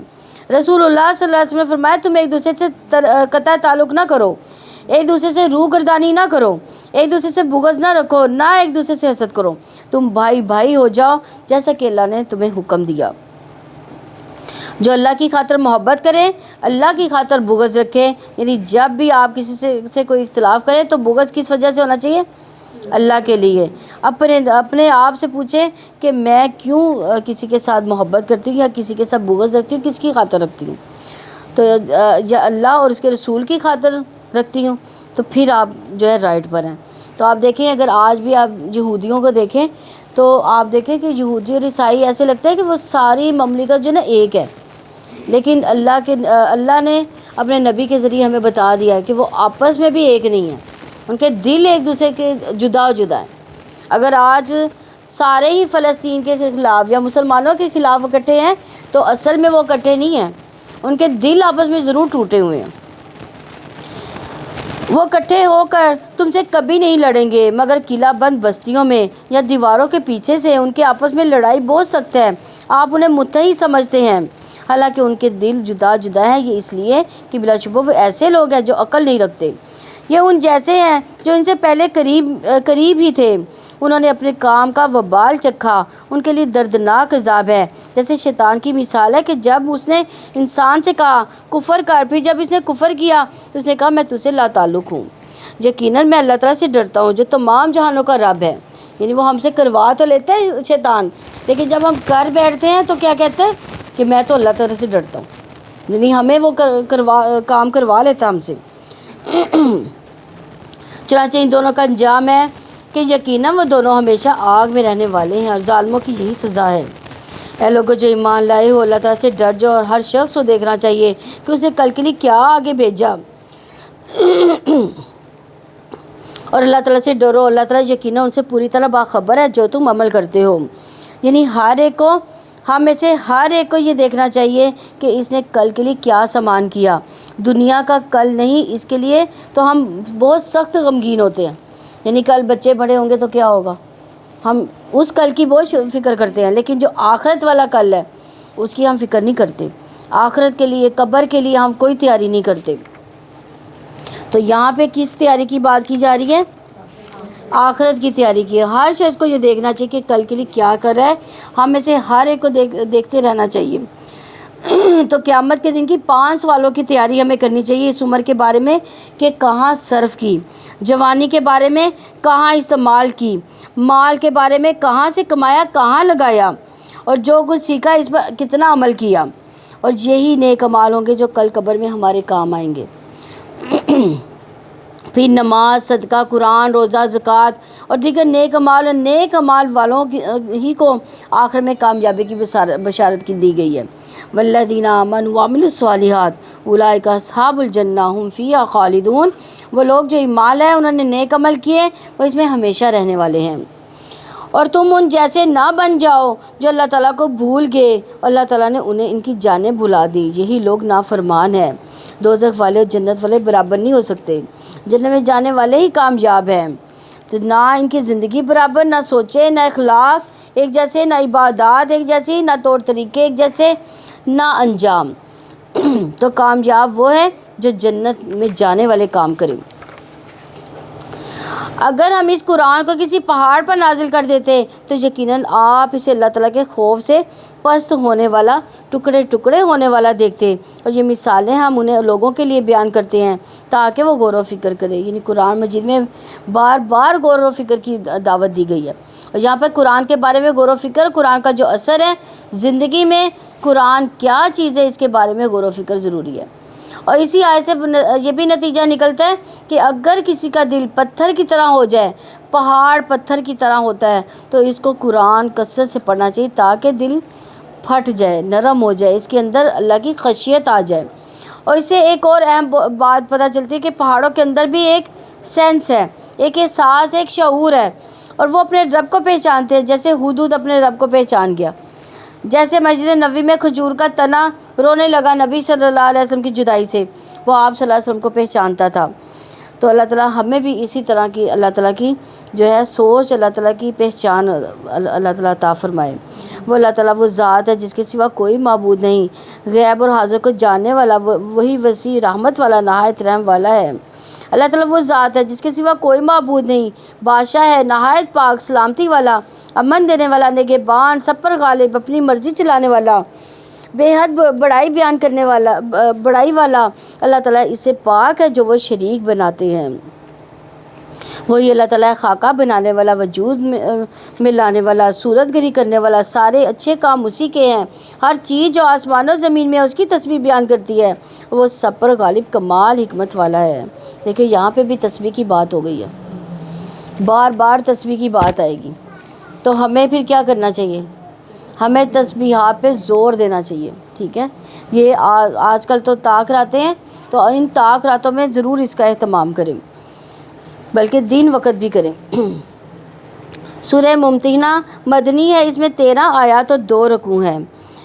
اللہ تعالیٰ کے نام سے جو وسیع رحمت والا، نہایت رحم والا ہے۔ اے وہ لوگوں جو ایمان لائے ہو، میرے دشمنوں، اپنے دشمنوں کو دوست مت بناؤ، تم ان کے پاس دوستی کا پیغام بھیجتے ہو، حالانکہ وہ جو حق تمہارے پاس آیا یقیناً انہوں نے ان کو انکار کیا، وہ رسول کو اور خود تمہیں اس بنا پر نکالتے کہ تم اللہ تعالیٰ اپنے رب پر ایمان رکھتے ہو۔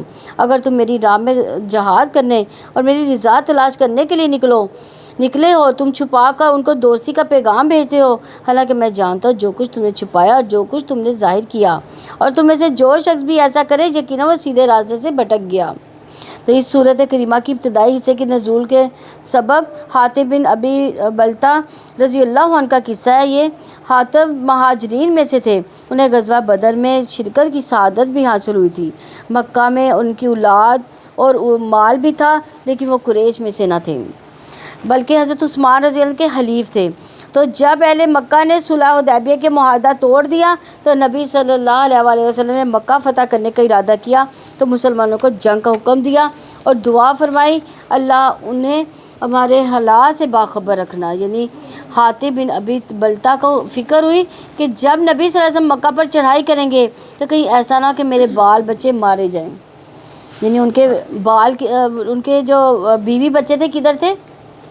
مکہ میں تھے، خود کدھر تھے؟ مدینہ میں تھے۔ تو جب انہوں نے جو وعدہ تھا انہوں نے توڑ دیا مکہ والوں نے، تو کیا کیا نبی صلی اللہ علیہ وسلم نے؟ ان پر چڑھائی کرنے کے لیے فوج تیار کرنی شروع کر دی۔ تو انہیں کیا فکر لاحق ہوئی تھی کہ کہیں اس دوران میں، اس جنگ میں یا اس غزوے میں میرے بیوی بچوں کو کوئی نقصان نہ ہو جائے، کیونکہ باقی لوگوں کے تو قبیلے ان کی حفاظت کریں گے لیکن میرا تو کوئی بھی نہیں ہے۔ تو انہوں نے ایک خط لکھا، ایک عورت کے ہاتھ مکہ کی طرف بھیج دیا۔ اس خط میں انہوں نے کفار قریش کو رسول اللہ صلی اللہ علیہ وسلم کے عزم اور ارادے کے بارے میں اطلاع دے دی کہ یہ احسان اگر وہ اہل مکہ پر کریں گے تو اس کے بدلے میں وہ ان کے بچوں کو بچائیں گے۔ تو اللہ سبحانہ تعالیٰ نے مسلمانوں پر بڑا فضل کیا، رسول اللہ صلی اللہ علیہ وسلم کی دعا کو قبول فرمایا۔ اس کے باعث آپ صلی اللہ علیہ وسلم کو مطلع کر دیا اور آپ صلی اللہ علیہ وسلم نے اس عورت کا تعاقب کرایا، اسے خاتہ حاصل کر لیا۔ اس پر یہ آیت نازل ہوئی، اور کہ میرے اور اپنے دشمنوں کو دوست نہ بناؤ، خاص طور پر اپنی ذاتی وجوہات کی بنا پر۔ ذاتی وجہ کیا تھی ان کی؟ ذاتی وجہ کیا تھی؟ ان کے بیوی بچے تھے، ان کو فکر تھی، اگر وہ تمہیں پائیں تو تمہارے دشمن بن جائیں گے۔ اور یہ کون تھے؟ یہ صحابی تھے یا کوئی اور تھے؟ صحابی تھے، حالانکہ وہ صحابی تھے۔ اگر وہ تمہیں پائیں تو تمہارے دشمن ہو جائیں گے، اپنی زبانیں، اپنی ہاتھ تمہاری طرف برائی کے ساتھ بڑھائیں گے، اور وہ چاہیں گے کہ آج تم کفر کرو۔ تمہاری رشتہ داریاں، تمہاری اولاد قیامت کے دن تمہیں ہرگز فائدہ نہ دیں گی۔ وہ تمہارے درمیان فیصلہ کر دے گا، اللہ تعالیٰ اسے خوب دیکھنے والا جو تم عمل کرتے ہو. یعنی حاتب بن ابی بلتہ کو بتایا گیا کہ ان سے پوچھا گیا کہ کیا انہوں نے ایسا کیوں کیا، کہ انہوں نے اقرار کر لیا کہ عذر پیش کیا کہ ان کی اولاد اور رشتہ دار جو کہ مکہ والوں کے بیچ میں تھے، اس وجہ سے انہوں نے ایسا کیا. تو اللہ تعالیٰ نے فرمایا کہ اہل و عیال اولاد کی وجہ سے رب کی نافرمانی کی تو قیامت کے دن یہ کچھ بھی کام نہیں آئیں گے. تو یہاں ایک بڑی اہم بات بتا دی گئی کہ قیامت کے دن کوئی رشتہ دار کام نہیں آئے گا. اور تمہارے لیے ابراہیم میں اور جو کچھ اس کے ساتھ ہے ان میں یقیناً اچھا نمونہ ہے. جب انہوں نے اپنی قوم سے کہا کہ بلا شبہ ہم تم سے ان سے لا تعلقہ کا اظہار کرتے ہیں جن کی اللہ تعالیٰ کے سوا کوئی تم عبادت کرتے ہو. ہم تمہارے ساتھ کفر کرتے ہیں اور ہمارے اور تمہارے درمیان ہمیشہ کے لیے دشمنی اور بغض ظاہر ہو گیا یہاں تک کہ تم اکیلے اللہ تعالیٰ پر ایمان لے آؤ. مگر ابراہیم کا اپنے باپ سے یہ کہنا نمونہ نہیں کہ میں آپ کے لیے ضرور مغفرت کی دعا کروں گا اور میں اللہ تعالیٰ سے آپ کے لیے کسی چیز کا اختیار نہیں رکھتا. اے ہمارے رب، تجھ پر ہم نے بھروسہ کیا اور تیری جانب ہم نے رجوع کیا اور تیری جناب میں ہماری واپسی ہے. اے ہمارے رب، ان لوگوں کے لیے تو ہمیں آزمائش میں نہ بنا جنہوں نے کفر کیا، اور اے ہمارے رب ہمیں بخش دے، یقیناً تو ہی سب پر غالب کمال حکمت والا ہے. ربنا لا تجعلنا فتنة للذین کفروا واغفر لنا ربنا انک انت العزیز الحکیم. اور بلا شبہ یقیناً تمہارے لیے ان میں اچھا نمونہ ہے اس شخص کے لیے جو اللہ تعالیٰ اور آخرت کے دن کی امید رکھتا ہے. جو منہ پھیرتا ہے تو یقیناً اللہ تعالیٰ وہی ہے جو بے پرواہ ہے، تمام تعریفوں کے لائق ہے. قریب ہے کہ اللہ تعالیٰ تمہارے اور ان لوگوں کے درمیان جن سے تم دشمنی رکھتے ہو جلدی دوستی پیدا کر دے. اور اللہ تعالیٰ پوری قدرت رکھنے والا ہے، اللہ تعالیٰ بےحد بخشنے والا نہایت رحم والا ہے. کس کی دوستی کی بات ہو رہی ہے؟ مکہ والوں کی دوستی کی بات ہو رہی ہے کہ جس وجہ سے انہوں نے خط مکہ میں بھیجا تھا اس کی بات ہو سکتی ہے کہ ہو سکتا ہے اللہ کسی دن ان کو ہدایت دے دے اور وہ مسلمان ہو جائے، دشمنیاں ختم ہو جائے، جیسے کہ ہوا بھی.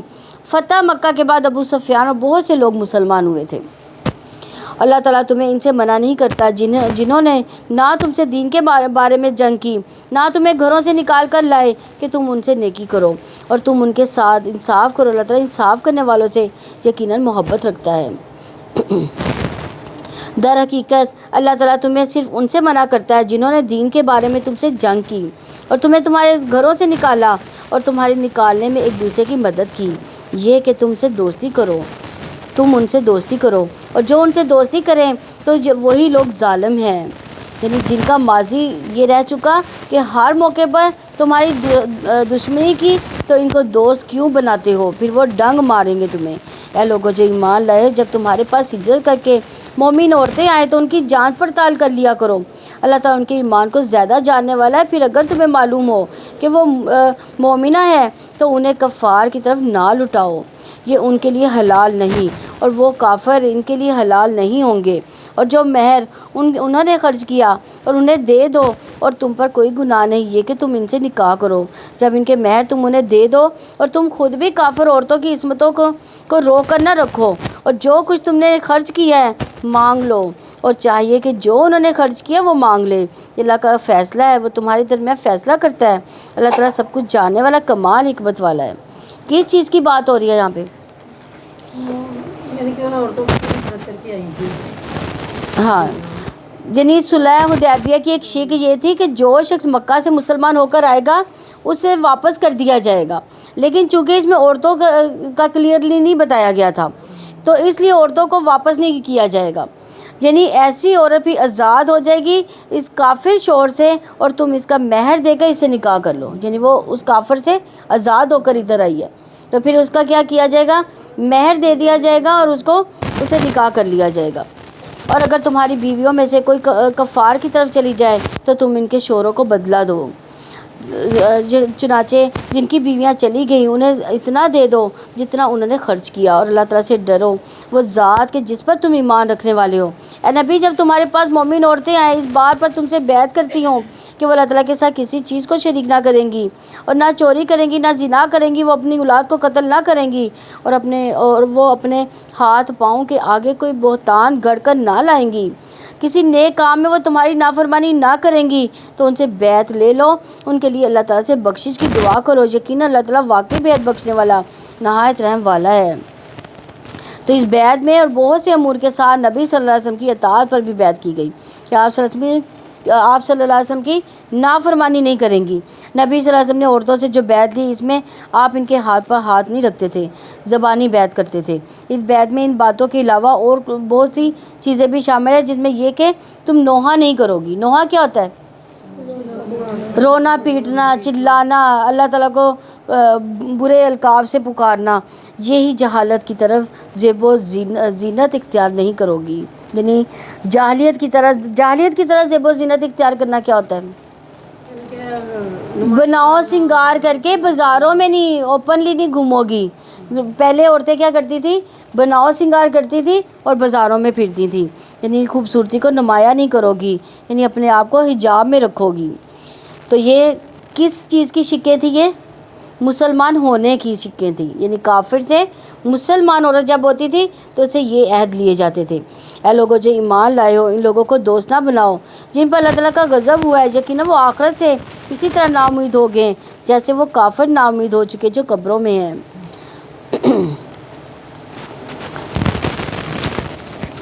سورہ صف یہ مدنی ہے، اس میں 14 آیات اور 2 رکوع ہیں۔ یہ سورہ مدینہ منورہ اور مدینہ منورہ میں اس وقت نازل ہوئی جب منافقین آس پاس کے یہودیوں کے ساتھ مل کر مسلمانوں کے خلاف سازشیں کر رہے تھے۔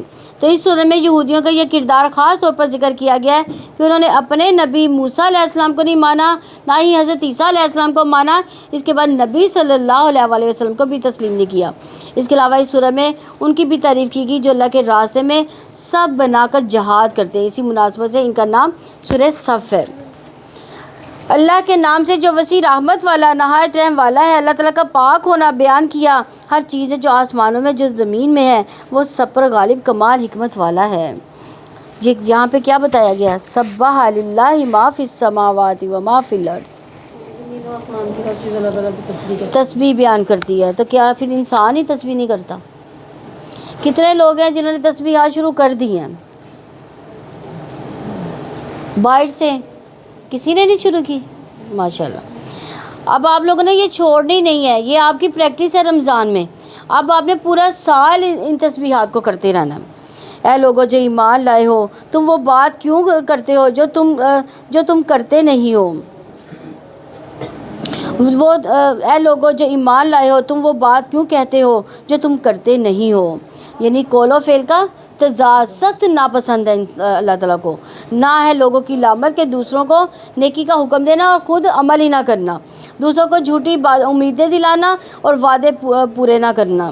اللہ تعالیٰ کے نزدیک یہ بڑی ناراضگی کی بات ہے کہ تم وہ بات کہو جو تم کرتے نہیں ہو۔ رسول اللہ صلی اللہ علیہ وسلم نے فرمایا، میں نے معراج کی رات کچھ لوگوں کو دیکھا کہ ان کے ہونٹ آگ کی کینچیوں سے کاٹے جا رہے ہیں، جب بھی وہ کاٹے جاتے پھر ٹھیک ہو جاتے۔ میں نے پوچھا، اے جبریل یہ کون ہے؟ آپ کو معلوم ہے ہونٹ جو ہے سب سے زیادہ سینسٹیو سکن ہوتی ہے۔ یہ باہر سے شور کس آ رہا ہے؟ انہوں نے کہا یہ آپ کی امت کے خطیب ہے جو وہ بات کہتے ہیں جو خود نہیں کرتے، اوروں کو بتاتے ہیں جو عمل نہیں کرتے، جو اللہ کی کتاب کو پڑھتے لیکن اس پر عمل نہیں کرتے تھے۔ ان کے قول و فعل میں تضاد تھا۔ اسی طرح قول و فعل میں تضاد والے کا جہنم میں کیا حال ہوگا؟ رسول اللہ صلی اللہ علیہ وسلم نے فرمایا، قیامت کے دن ایک شخص لایا جائے گا، جہنم میں ڈالا جائے گا، پھر اس کی آگ میں آنتیں باہر نکل آئیں گی اور وہ شخص اس طرح چکر لگائے گا جیسے گدھا چکی پر گردش کرتا ہے۔ جہنم میں ڈالے جانے والے اس کے قریب آ کر جمع ہو جائیں گے، کہیں گے اے فلاں تمہاری یہ کیا حالت ہے؟ کیا تم ہمیں اچھے کام کرنے کے لیے نہیں کہتے تھے اور تم ہمیں برے کاموں سے روکتے نہیں تھے؟ وہ کہے گا ہاں میں تمہیں اچھے کاموں کا کہتا تھا لیکن خود نہیں کرتا تھا، برے کاموں سے تمہیں روکتا تھا، خود نہیں کرتا تھا، خود نہیں رکتا تھا۔ تو اس سے حتی اور وسیع بچنے کی کوشش کرنی چاہیے کہ انسان سوچ کر بات کرے اور جو کہے بھی پھر اس کو نبھائے بھی، کیونکہ بہت دفعہ ایسے ہوتا ہے کہ بس انسان کسی کو حکم دے دیتا ہے، کسی کی اصلاح کر دیتا ہے لیکن اپنی اصلاح نہیں کر پاتا۔ یقیناً اللہ تعالیٰ ان لوگوں سے محبت رکھتا ہے جو ان کے راستے میں سب بستہ ہو کر جہاد کرتے ہیں، گویا وہ سیسہ پلائی ہوئی عمارت ہو۔ صف کی اہمیت پیچھے بھی گزری ہے، سورہ صافات میں صف کی اہمیت بتائی گئی ہے اور جہاں پوری سورت کا نام ہی صف ہے، یعنی فرشتوں کی صفیں۔ کیسی ہیں فرشتوں کی صفیں؟ یعنی فرشتے جو بہترین طریقے سے صفے بناتے ہیں، پرندوں کی بھی صفے ہوتی ہے، والطیر والصافات، یعنی قیامت کے دن مخلوق بھی صفوں کی شکل میں حاضر ہوگی۔ جنتی بھی جنت کے اندر جب داخل ہوں گے تو اہل جنت کی 120 صفیں ہوں گی۔ اہل جنت کی کتنی صفیں ہوں گی؟ 120 صفیں ہوں گی۔ ان میں 80 کس کی ہوں گی؟ محمد صلی اللہ علیہ وسلم کی امت کی ہوں گی۔ نبی صلی اللہ علیہ وسلم نے فرمایا، اس ذات کی قسم جس کے ہاتھ میں محمد صلی اللہ علیہ وسلم کی جان ہے، اللہ کے راستے میں ایک صبح یا شام نکلنا دنیا مافیا سے بہتر ہے، اور تم میں سے کسی کی صف میں کھڑے ہونا یعنی جہاد کے لیے یا کسی بھی کام کو آرگنائز طریقے سے کرتے ہوئے 60 سال کی نماز سے بہتر ہے۔ اور نماز کا حسن ہے صف کی درستگی میں، اور صف کی درستگی پر دلوں کی درستگی کا بھی انحصار ہے۔ اس میں 2 چیزیں، ایک گیپ فل کرنا چاہیے، دوسرا آگے پیچھے نہیں ہونا چاہیے، یعنی کندھے سے کندھا ملا کر کھڑے ہونا چاہیے، یعنی کہ ایک بندہ آگے کو نکل جائے اور ایک پیچھے کو، یعنی زگ زیگ نہ بنائے۔ زگ زیگ کی شکل میں قطار نہیں، یہ درست نہیں ہے۔ یہ کون سی قطار کی بات ہو رہی ہے؟ نماز کی قطار کی بات۔ نبی صلی اللہ علیہ وسلم نے فرمایا، اس قدم سے زیادہ کسی قدم پر اجر نہیں جو صف کے شگاف کو پورا کرنے کے لیے اٹھایا جاتا ہے اور اسے سیدھا کیا جاتا ہے۔ ایک قدم آپ جب اٹھا کر آگے یا پیچھے کرتے ہیں تو یہ سب سے زیادہ پسندیدہ قدم ہوتا ہے۔ خالی صفوں میں شیطان جا گھستا ہے، یعنی گیپ کے اندر، اور پھر تو وہ دلوں کو خوب وسوسے ڈالتا ہے، یعنی جو گیپ ہوتا ہے اس میں شیطان کھڑا ہو جاتا ہے، تو وہ پھر کیا کرتا ہے؟ نماز پڑھتا ہے؟ نہیں، وہ وسوسے ڈالتا ہے انسان کے دل میں۔ اسی طرح 2 صفوں کے بیچ میں گیپ بھی بہت بڑا نہیں ہونا چاہیے، صفیں ملی ہوئی ہونی چاہیے۔ اور مردوں کے لیے خاص طور پر فرمایا، جو لوگ ہمیشہ صف اول سے پیچھے رہتے ہیں تو اللہ تعالیٰ انہیں جہنم میں بھی پیچھے کر دے گا، اور وہ دراصل منافقین تھے۔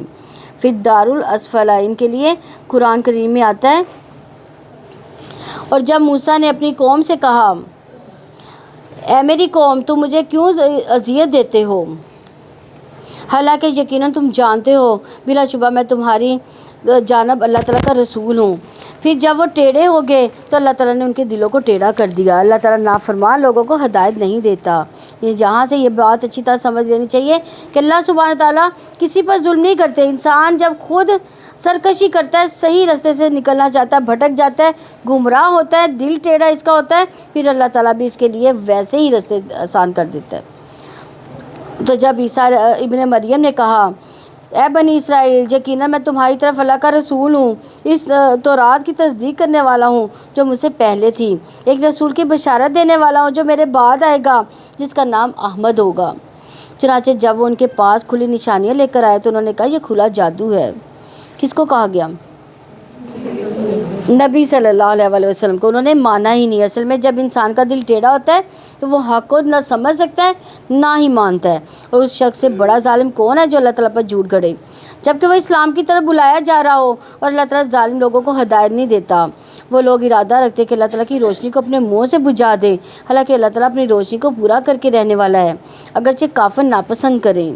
یعنی ہمیشہ اسلام کے خلاف پراپوگنڈے ہوتے رہے ہیں، لیکن کبھی ایسا نہیں ہوا کہ اس پراپوگنڈے کی وجہ سے اسلام ختم ہو جائے۔ اتنا نیگیٹو پراپوگنڈا اگر کسی اور چیز کے بارے میں کیا جاتا تو شاید وہ سروائیو ہی نہ کر پاتا، لیکن ہر دور میں قرآن، نبی صلی اللہ علیہ وسلم کی ذات پر، تعلیمات پر مسلمانوں پر ایسے ایسے الزامات لگائے جا رہے ہیں کہ اصل دین کو چھپانے اور اس میں کاٹ چھانٹ کرنے کی ایسی کوششیں کی جاتی ہیں، لیکن اللہ سبحانہ تعالیٰ نے اس کو محفوظ رکھا ہے۔ وہی ہے جس نے اپنے رسول کو ہدایت اور دین حق کے ساتھ بھیجا تاکہ اسے تمام دینوں پر غالب کر دے، اگرچہ مشرک ناپسند کریں۔ رسول اللہ صلی اللہ علیہ وسلم نے اس کے بارے میں فرمایا، یہ دین اس جگہ تک پہنچ کر رہے گا جہاں تک رات اور دن کا سلسلہ جاری ہے، یعنی پورے گلوب پر۔ اللہ کو کوئی کچا پکا گھر ایسا نہ چھوڑے گا اللہ تعالیٰ جہاں اس دین کو داخل نہ کرے گا۔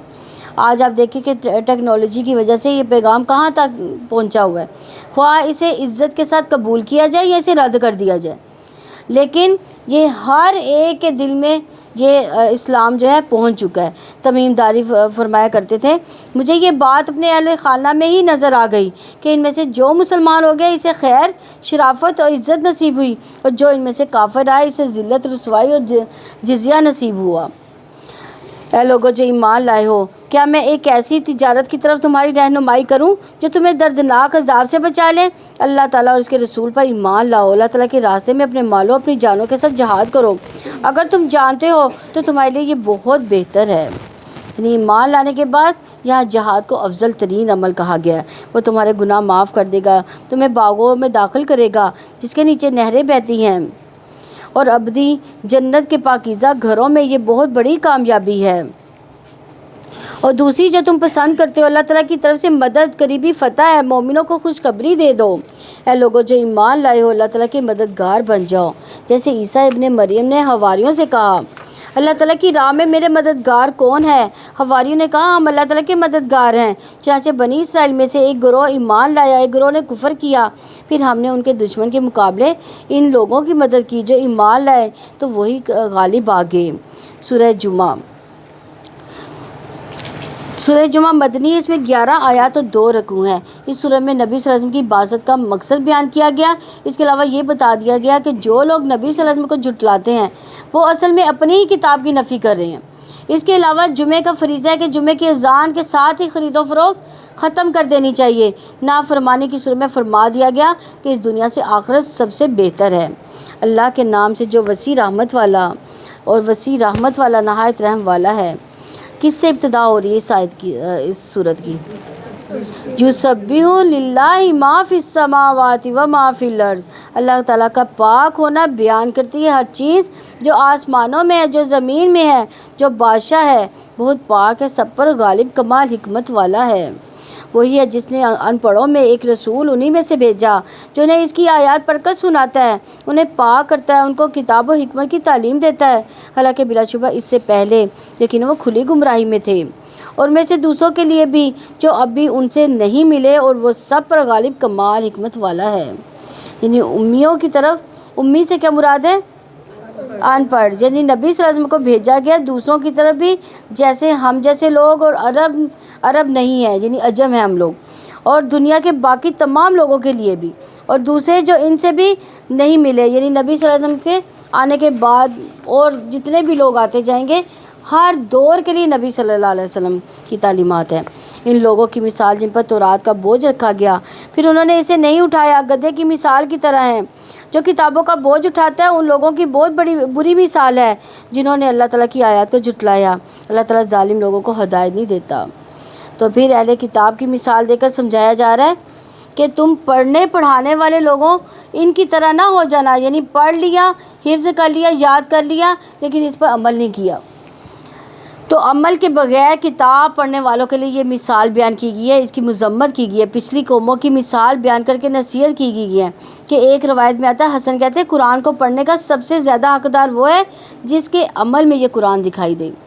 ابن قیم کہتے ہیں اہل القرآن وہ لوگ ہیں جو اس پر عمل کرنے والے تھے، اور جو کچھ اس میں تھا اس پر عمل کرنے والے تھے، اگرچہ قرآن ان کو زبانی یاد نہ بھی ہوتا تو بھی وہ اہل القرآن ہی میں سے تھے۔ لیکن جو شخص اسے زبانی یاد کر لے، نہ سمجھے، نہ عمل کرے، تو وہ کیا ہوگا؟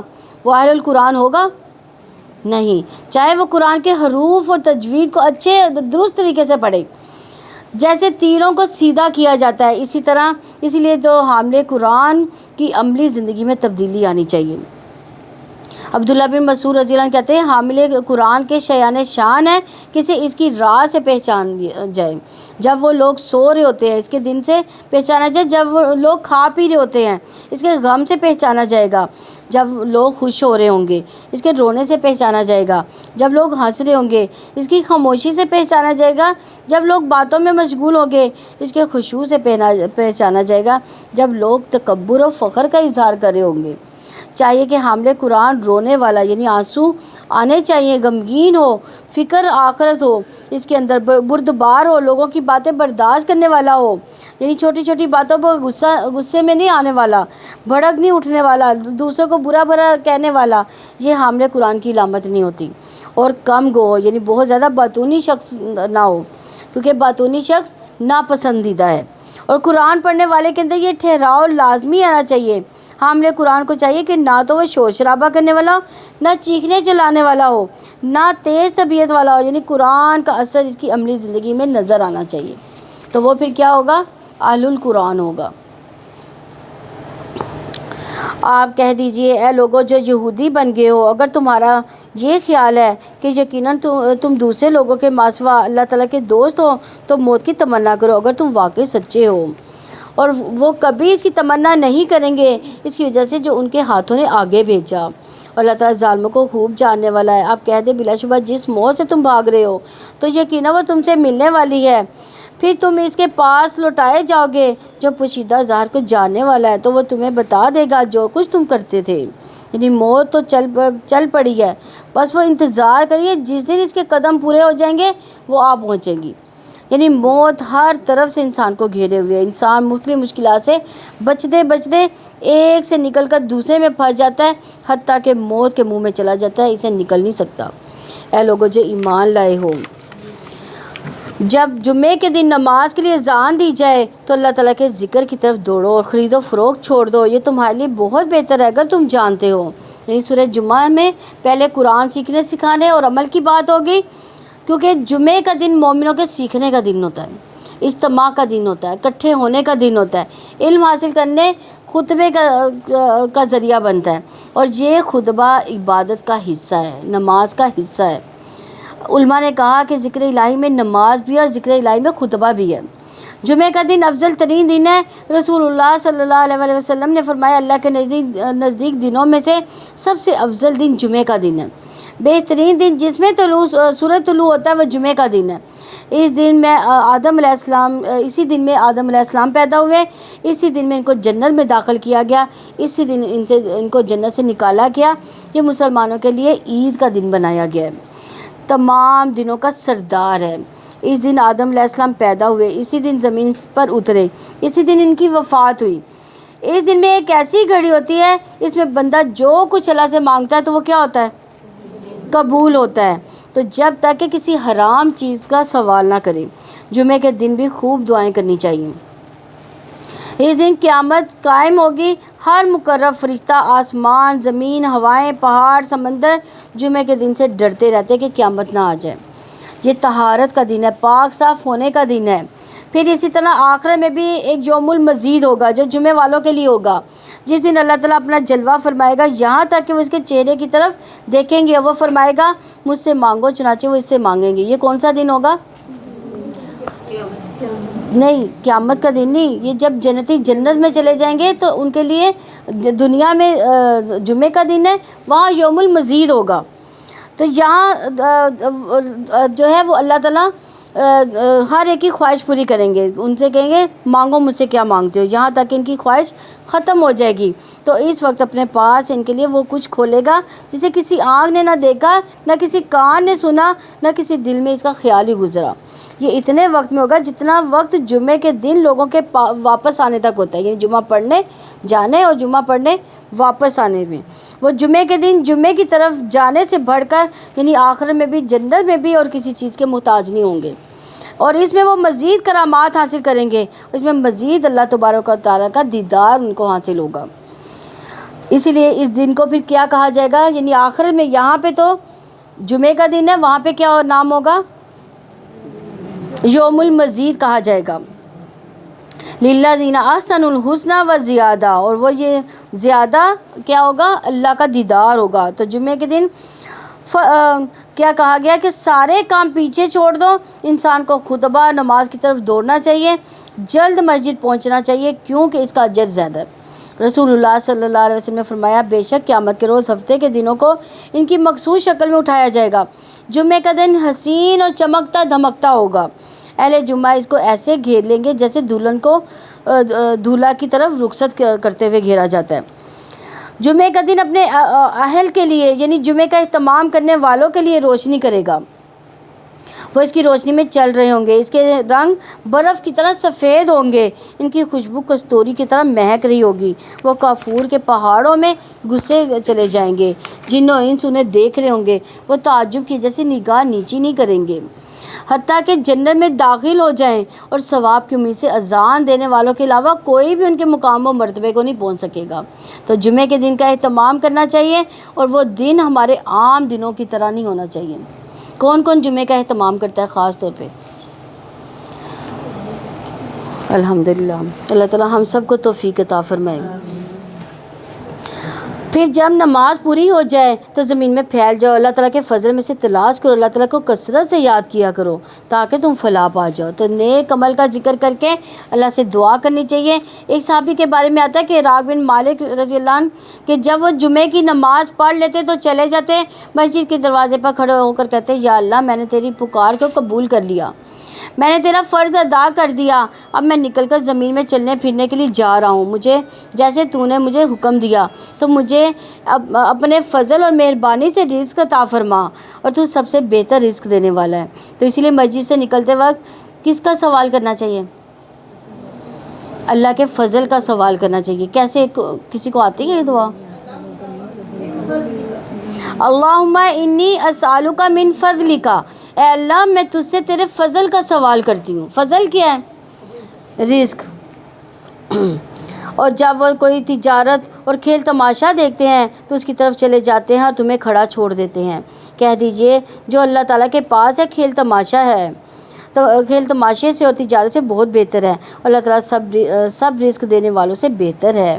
تو اس آیت کے شان نزول کے بارے میں آتا ہے کہ نبی صلی اللہ علیہ وسلم جمعے کے دن خطبہ دے رہے تھے، ایک تجارتی قافلہ مدینے میں آ گیا، صحابہ اس کی طرف لپک پڑے، مسجد میں آپ کے پاس صرف 12 آدمی رہ گئے۔ تو یہ صورتحال دیکھ کر آپ صلی اللہ علیہ وسلم نے فرمایا اس ذات کی قسم جس کے ہاتھ میں میری جان ہے، اگر تم سارے چلے جاتے اور کوئی بھی نہ بچتا تو اس وادی میں آگ بہہ نکلتی جو تمہیں بہا کر لے جاتی۔ اور پھر یہ آیت نازل ہوئی، کہتے ہیں کہ 12 آدمی میں باقی جو رہ گئے تھے ان میں حضرت ابو بکر صدیق رضی اللہ عنہ اور حضرت عمر رضی اللہ عنہ بھی تھے اور دیگر صحابہ تھے۔ اصل میں جو چلے گئے تھے وہ اس لیے گئے تھے کہ مدینہ میں قحط تھا، اور جب باہر سے غلہ آتا تھا تو لوگوں کو جلدی ہوتی تھی کہ خرید لیں، کہیں ایسا نہ ہو کہ غلہ ختم ہو جائے۔ تو وہاں کوئی نزدیک مارکیٹ بھی نہیں تھی، تو وہاں سے جہاں سے وہ لے آتے، تو اپنے طور پر تو انہوں نے ایک شدید ضرورت کے تحت وہاں سے اٹھے، لیکن کچھ مقامات ایسے ہوتے ہیں جہاں اپنی شدید ضرورتوں کو بھی پیچھے کیا جاتا ہے، اور وہ خطبہ چھوڑ کر اٹھ گئے تھے، یعنی نماز نہیں چھوڑی تھی انہوں نے، خطبہ چھوڑا تھا۔ تو جمعہ کا خطبہ بھی بہت اہم ہے، اس وقت کوئی بات نہیں کرنی چاہیے، اپنے پورے کان خطبے کی طرف لگا دینے چاہیے، یہاں تک کہ کسی کو یہ بھی نہیں کہنا چاہیے کہ چپ ہو جاؤ، یہ بھی لغویات میں سے ہے۔ تو اس سے پھر یہ بھی کہ اجر و ثواب ضائع ہو جاتا ہے۔ مسجد میں یا تو بچوں کو لے کر نہ جائیں، اگر بچوں کو لے کر جائیں تو ان کو گھر سے سمجھا کے نکلیں، قریب بٹھائیں، ورنہ ایسا نہ ہو کہ کیے کرائے پر پانی پھر جائے۔ سورہ منافقون مدنی ہے، اس میں 11 آیات اور 2 رکوع ہیں۔ ایک غزوے میں انصار و مہاجرین کی لڑائی ہوئی تو نبی صلی اللہ علیہ وسلم نے اپنی حکمت عملی سے لڑائی کو رفع کیا، لیکن منافق عبداللہ بن ابی کو موقع ملا کہ اس نے انصار کو اکسانے کی کوشش کی کہ کسی طرح سے مہاجرین کو نکال دیا جائے۔ اس بات کی اطلاع زید بن ارقم نے نبی صلی اللہ علیہ وسلم کو دی کہ عبداللہ بن ابی نبی صلی اللہ علیہ وسلم کے سامنے مکر گیا، جس کی تصدیق کے لیے یہ سورت نازل ہوئی ہے۔ اللہ کے نام سے جو وسیع رحمت والا نہایت رحم والا ہے۔ جب منافق آپ کے پاس آتے ہیں تو کہتے ہیں ہم گواہی دیتے ہیں کہ بلا شبہ آپ یقیناً اللہ تعالیٰ کے رسول ہیں، اللہ تعالیٰ جانتا ہے کہ بلا شبہ یقیناً آپ اس کے رسول ہیں، اور اللہ تعالیٰ گواہی دیتا ہے کہ بلا شبہ منافق یقیناً جھوٹے ہیں، کیونکہ ان کے دلوں میں یہ بات نہیں تھی، صرف زبانوں پر بات تھی، اور دل کا حال رسول اللہ صلی اللہ علیہ وسلم نہیں جانتے تھے، لیکن اللہ سبحانہ تعالیٰ جانتے تھے، تو اللہ نے ان کو جو جھوٹا ہونے کی گواہی دی ان کے۔ تو منافق کی صفات میں کیا کیا چیزیں شامل ہیں؟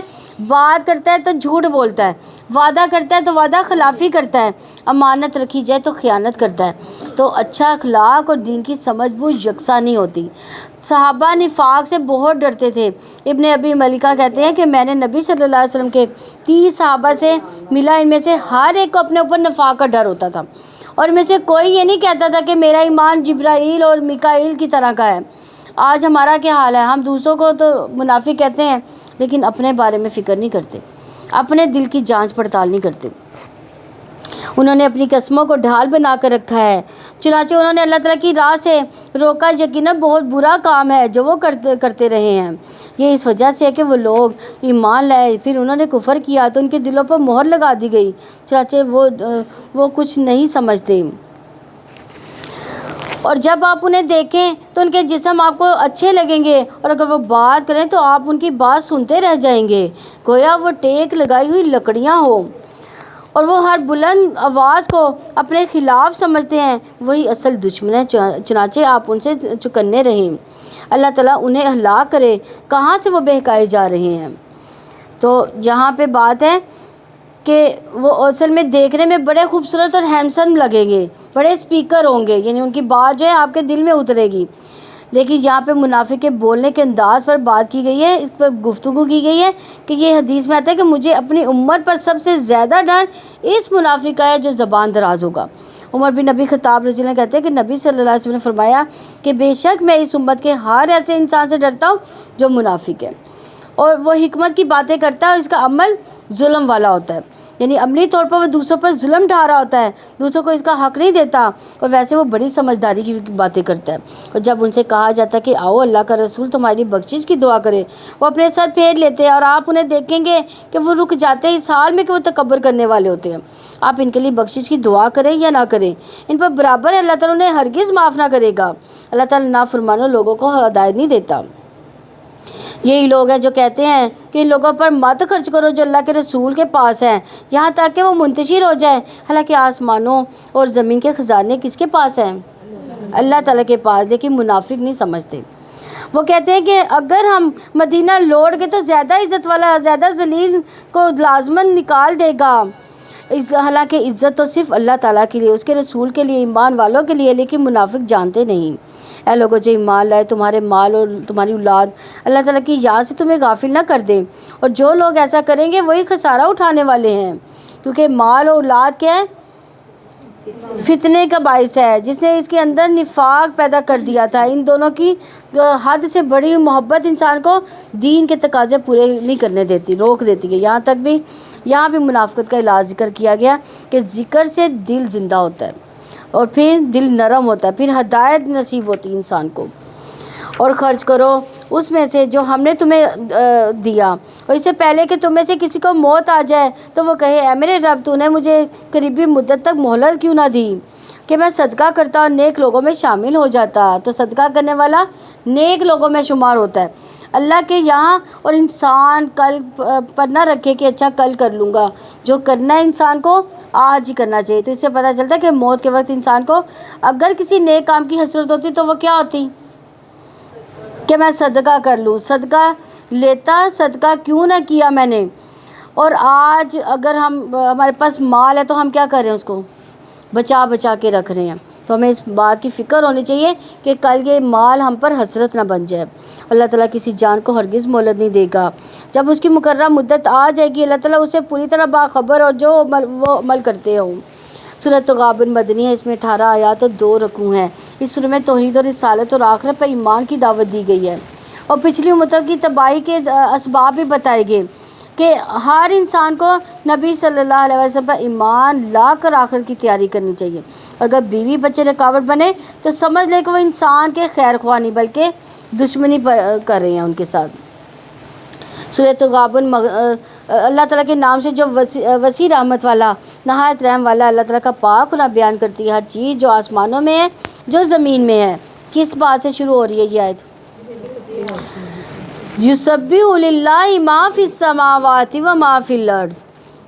تو اللہ تعالیٰ کے پاک ہونا بیان کرتی ہے، ہر چیز جو آسمانوں میں ہے، جو زمین میں ہے، اسی کے لیے بادشاہت ہے، اسی کے لیے سب تعریف ہے، اور وہ ہر چیز پر پوری قدرت رکھنے والا ہے۔ وہی ذات ہے جس نے تمہیں پیدا کیا، پھر تم میں سے کوئی کافر ہے، تم میں سے کوئی مومن ہے، اللہ تعالیٰ اس کو خوب دیکھنے والا ہے جو تم عمل کرتے ہو۔ اس نے آسمان و زمین کو برحق پیدا کیا، اور اس نے تمہاری صورتیں بنائی، اور تو اچھی صورتیں بنائی، اور اسی کی طرف لوٹنا ہے۔ یہ انسان کی شکل و صورت حسن ساری مخلوقات کے مقابلے میں نمایاں ہے۔ سیدھا کھڑا ہوتا ہے، پاؤں پر چلتا ہے انسان، اچھا ڈریس پہنتا ہے، اسکن اس کی خوبصورت ہے، تو انسان یعنی وہ بہترین صفات سے اس کو دیے گئی ہیں۔ ایک حسن اور ایک بیان اور ایک بولنا بھی جانتا ہے وہ انسان، اور یہ کسی مخلوقات کو یہ جو ہے یہ صفت نہیں دی گئی۔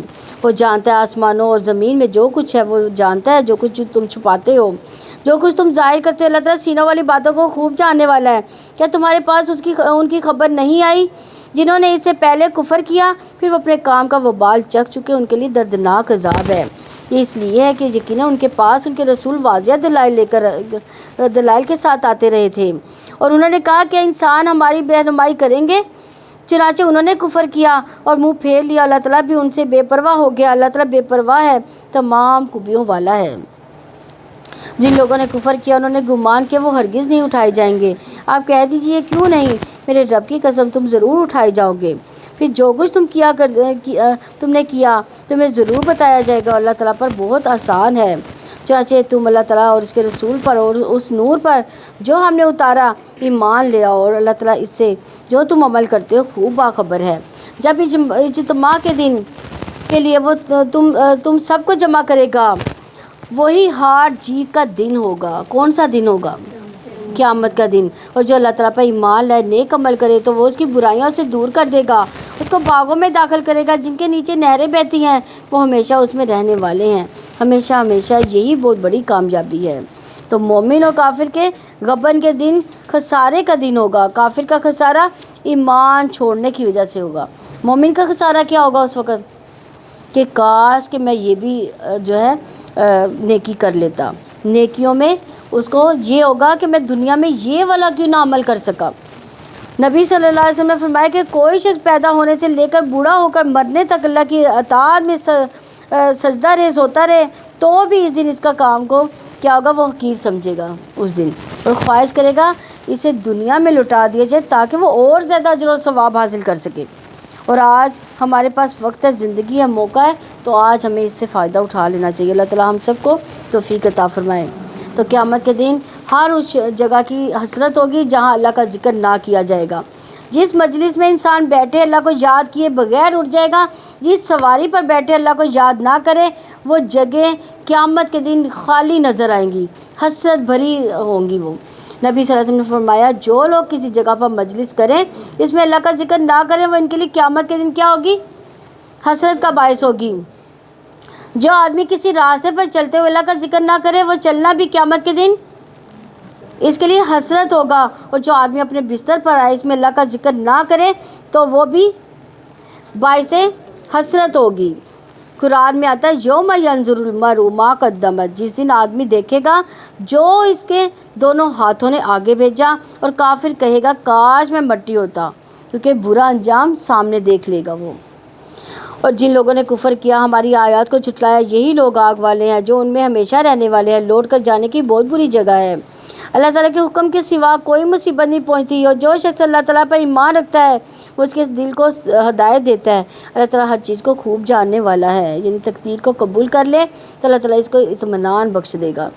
انسان یہ یقین رکھے کہ اس کے اوپر جو بھی مصائب آتے ہیں وہ قضاء قدر کے مطابق ہی آتے ہیں۔ تکلیف کے وقت اللہ کی رضا پر راضی ہونا بڑا مشکل کام ہوتا ہے، لیکن جو اللہ پر اعتماد کرتا ہے وہ یہ درجہ حاصل کر لیتا ہے۔ مصیبتوں پر ملنے والے ثواب پر انسان نظر رکھے تو مصیبت ہلکی ہو جاتی ہے۔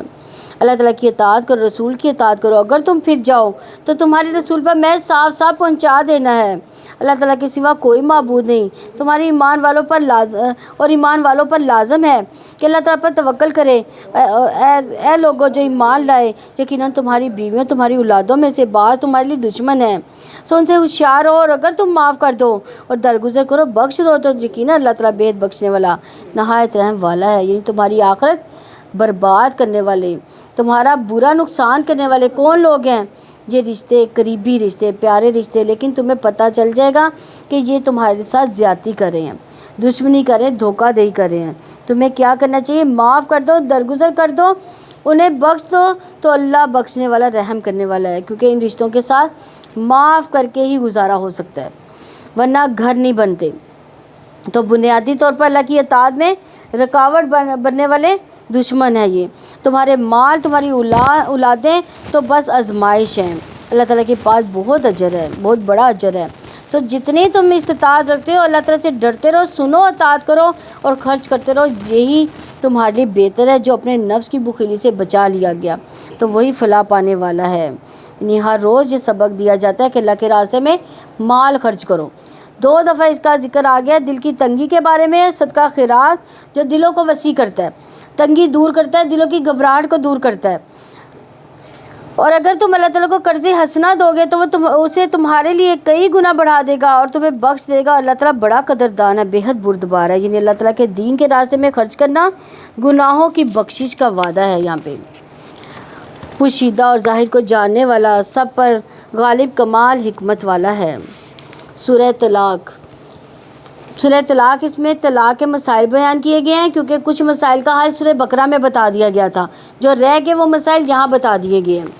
سورہ طلاق مدنی ہے, اس میں 12 آیات 2 رکوع ہے. اللہ تعالیٰ کے نام سے جو وسیع رحمت والا, نہایت رحم والا ہے. اے نبی, جب تم لوگ عورتوں کو طلاق دو تو انہیں ان کی عدت میں طلاق دو اور عدت کو شمار کرو. اللہ تعالیٰ سے ڈرو جو تمہارا رب ہے. تم انہیں ان کے گھروں سے نہ نکالو, نہ ہی وہ خود نکلے, مگر یہ کہ وہ کھلی بے حیائی کرے. یہ اللہ تعالیٰ کی حدود ہیں. جو اللہ تعالیٰ کی حدود سے تجاوز کرتا ہے تو بلا شبہ اس نے خود پر ہی ظلم کیا. آپ نہیں جانتے, اس کے بعد شاید اللہ تعالیٰ کوئی نئی بات پیدا کر دے. یعنی زندہ زمانہ عدت میں انہیں ان کے گھروں سے نہ نکالو, نہ وہ خود نکلے. عدت میں عورت کو گھر سے نہیں نکلنا چاہیے الا یہ کہ وہ کسی صریح برائی کے مرتکب ہوں, تو اس وقت مرد بیوی کو نکال سکتا ہے. یعنی ایک طلاق دی, بیوی کو گھر میں ہی رکھا جائے گا. ہو سکتا ہے دوبارہ دل مائل ہو جائے, رجوع ہو جائے. تو ہم لوگ کیا کرتے ہیں, پہلی طلاق ہوتی ہے تو چلو نکل جاؤ, ایسے ہوتا ہے نا. پہلی طلاق ہوئی ہے تو گھر سے نہیں نکالا جائے گا.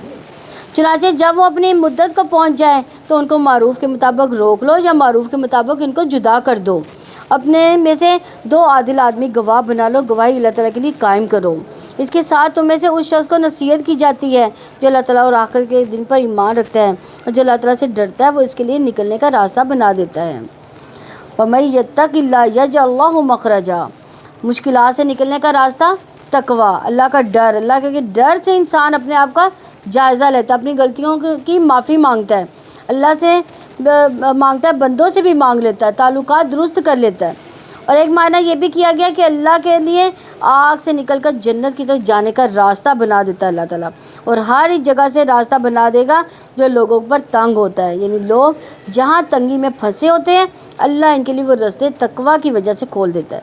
اور ایک معنی یہ بھی کیا گیا کہ اللہ اس کو دنیا اور آخرت میں ہر تکلیف سے نجات دے دیتا ہے. اور یہ ایک معنی یہ بھی کیا گیا کہ اللہ نے اس کو جو بھی رزق دیا تو اس پر مطمئن کر دے گا, دل میں تنگی نہیں رکھے گا, اور اس کو وہاں سے رزق دیتا ہے جہاں سے وہ گمان بھی نہیں رکھتا. اور جو اللہ تعالیٰ پر توکل کرتا ہے تو وہی اس کو کافی ہے. بلا شبہ اللہ تعالیٰ اپنا کام پورا کر کے رہنے والا ہے. یقیناً اللہ تعالیٰ نے ہر چیز کے لیے تقدیر مقرر کر رکھی ہے. یعنی جلد بازی نہیں کرنی چاہیے کہ بہت دعائیں کی مسئلہ حل نہیں ہو رہا, نہیں, ہر چیز کا ایک وقت مقرر ہے, دعائیں کرتے جائیں. وہ تمہاری عورتوں میں سے جو حیض سے مایوس ہو چکی, اگر تمہیں شک ہو تو ان کی عدت 3 ماہ ہے. ان کی بھی جنہیں اگر ابھی تک حیض نہیں آیا, اور حمل والی عورتوں کی عدت یہ ہے کہ وضع حمل کر دیں. اور جو شخص اللہ تعالیٰ سے ڈرتا رہے گا اس کے کام میں اس کے لیے آسانی پیدا کر دے گا. یعنی حیض سے اگر مایوس ہو چکی ہیں, یعنی طلاق کے بعد چھوٹی بچی ہیں, یہ تقویٰ کے فائدے ہیں. خوبصورت آیتیں جو یہاں بار بار بیان کی جا رہی ہیں کہ تقویٰ کرنے سے کیا کچھ حاصل ہوتا ہے, اجر عظیم ملتا ہے. یہ اللہ تعالیٰ کا حکم ہے جو اس نے تمہاری جانب نازل کیا, اور جو اللہ تعالیٰ سے ڈرتا رہے گا وہ اس کی برائیاں دور کر دے گا, اسے اس کا بڑا اجر دے گا. انہیں بھی وہی رہائش دو اپنی حیثیت کے مطابق جہاں تم خود رہتے ہو, اور تم انہیں تکلیف نہ دو, تنگی کرو ان پر. اور اگر وہ حمل والی ہوں تو ان پر خرچ کرو یہاں تک کہ وہ وضع حمل کر دیں. پھر اگر وہ تمہارے لیے دودھ پلائیں تو ان کی اجرت انہیں دے دو. اچھے انداز سے آپس میں مشورہ کرو. اگر تم آپس میں تنگی کرو تو جلد ہی کوئی دوسری عورت ان کے لیے دودھ پلائے گی. لازم ہے کہ خوشحال اپنی وسعت کے مطابق خرچ کرے, اور جس پر اس کا رزق تنگ کیا گیا ہے وہ اس میں سے خرچ کرے گا. اللہ تعالیٰ نے اسے دیا ہے. اللہ تعالیٰ کسی کو تکلیف نہیں دیتا مگر اسی کی جو اس نے دیا ہے. اللہ تعالیٰ تنگی کے بعد جلد آسانی کر دے گا. یعنی ہر تنگی کے بعد کیا ہے, آسانی. اور کتنی بستیوں نے اپنے رب اور اس کے رسولوں کے حکم سے سرکشی کی تو ہم نے اس کا محاسبہ کیا, بہت سخت محاسبہ کرنا, اور ہم نے انہیں سزا دی, ایسی سزا جو جانی پہچانی نہ تھی. اور تو انہوں نے اپنے کام کا وبال چکھا, ان کے کام کا انجام خسارہ ہی ہوا. اللہ تعالیٰ نے ان کے لیے سخت عذاب تیار کیا ہے، سوائے عقل مندوں۔ سو اے عقل مندو جو ایمان لائے ہو، ایمان سے ڈر جاؤ، یقیناً اللہ تعالیٰ نے تمہاری طرف نصیحت نازل کی ہے۔ وہ ایک رسول ہے جو تمہیں اللہ تعالیٰ کی واضح بیان کرنے والی آیات پڑھ کر سناتا ہے، تاکہ وہ ان لوگوں کو جو ایمان لائے انہوں نے نیک عمل کیے ان کو طریقوں سے روشنی کی جانب نکال لائے، اور جو کوئی اللہ تعالیٰ پر ایمان لائے نیک عمل کرے وہ اسے جنتوں میں داخل کرے گا جن کے نیچے سے نہریں بہتی ہیں، ان میں وہ ہمیشہ رہنے والے ہمیشہ ہمیشہ۔ بلا شبہ اللہ تعالیٰ نے ان کے لیے بہترین رزق دیا۔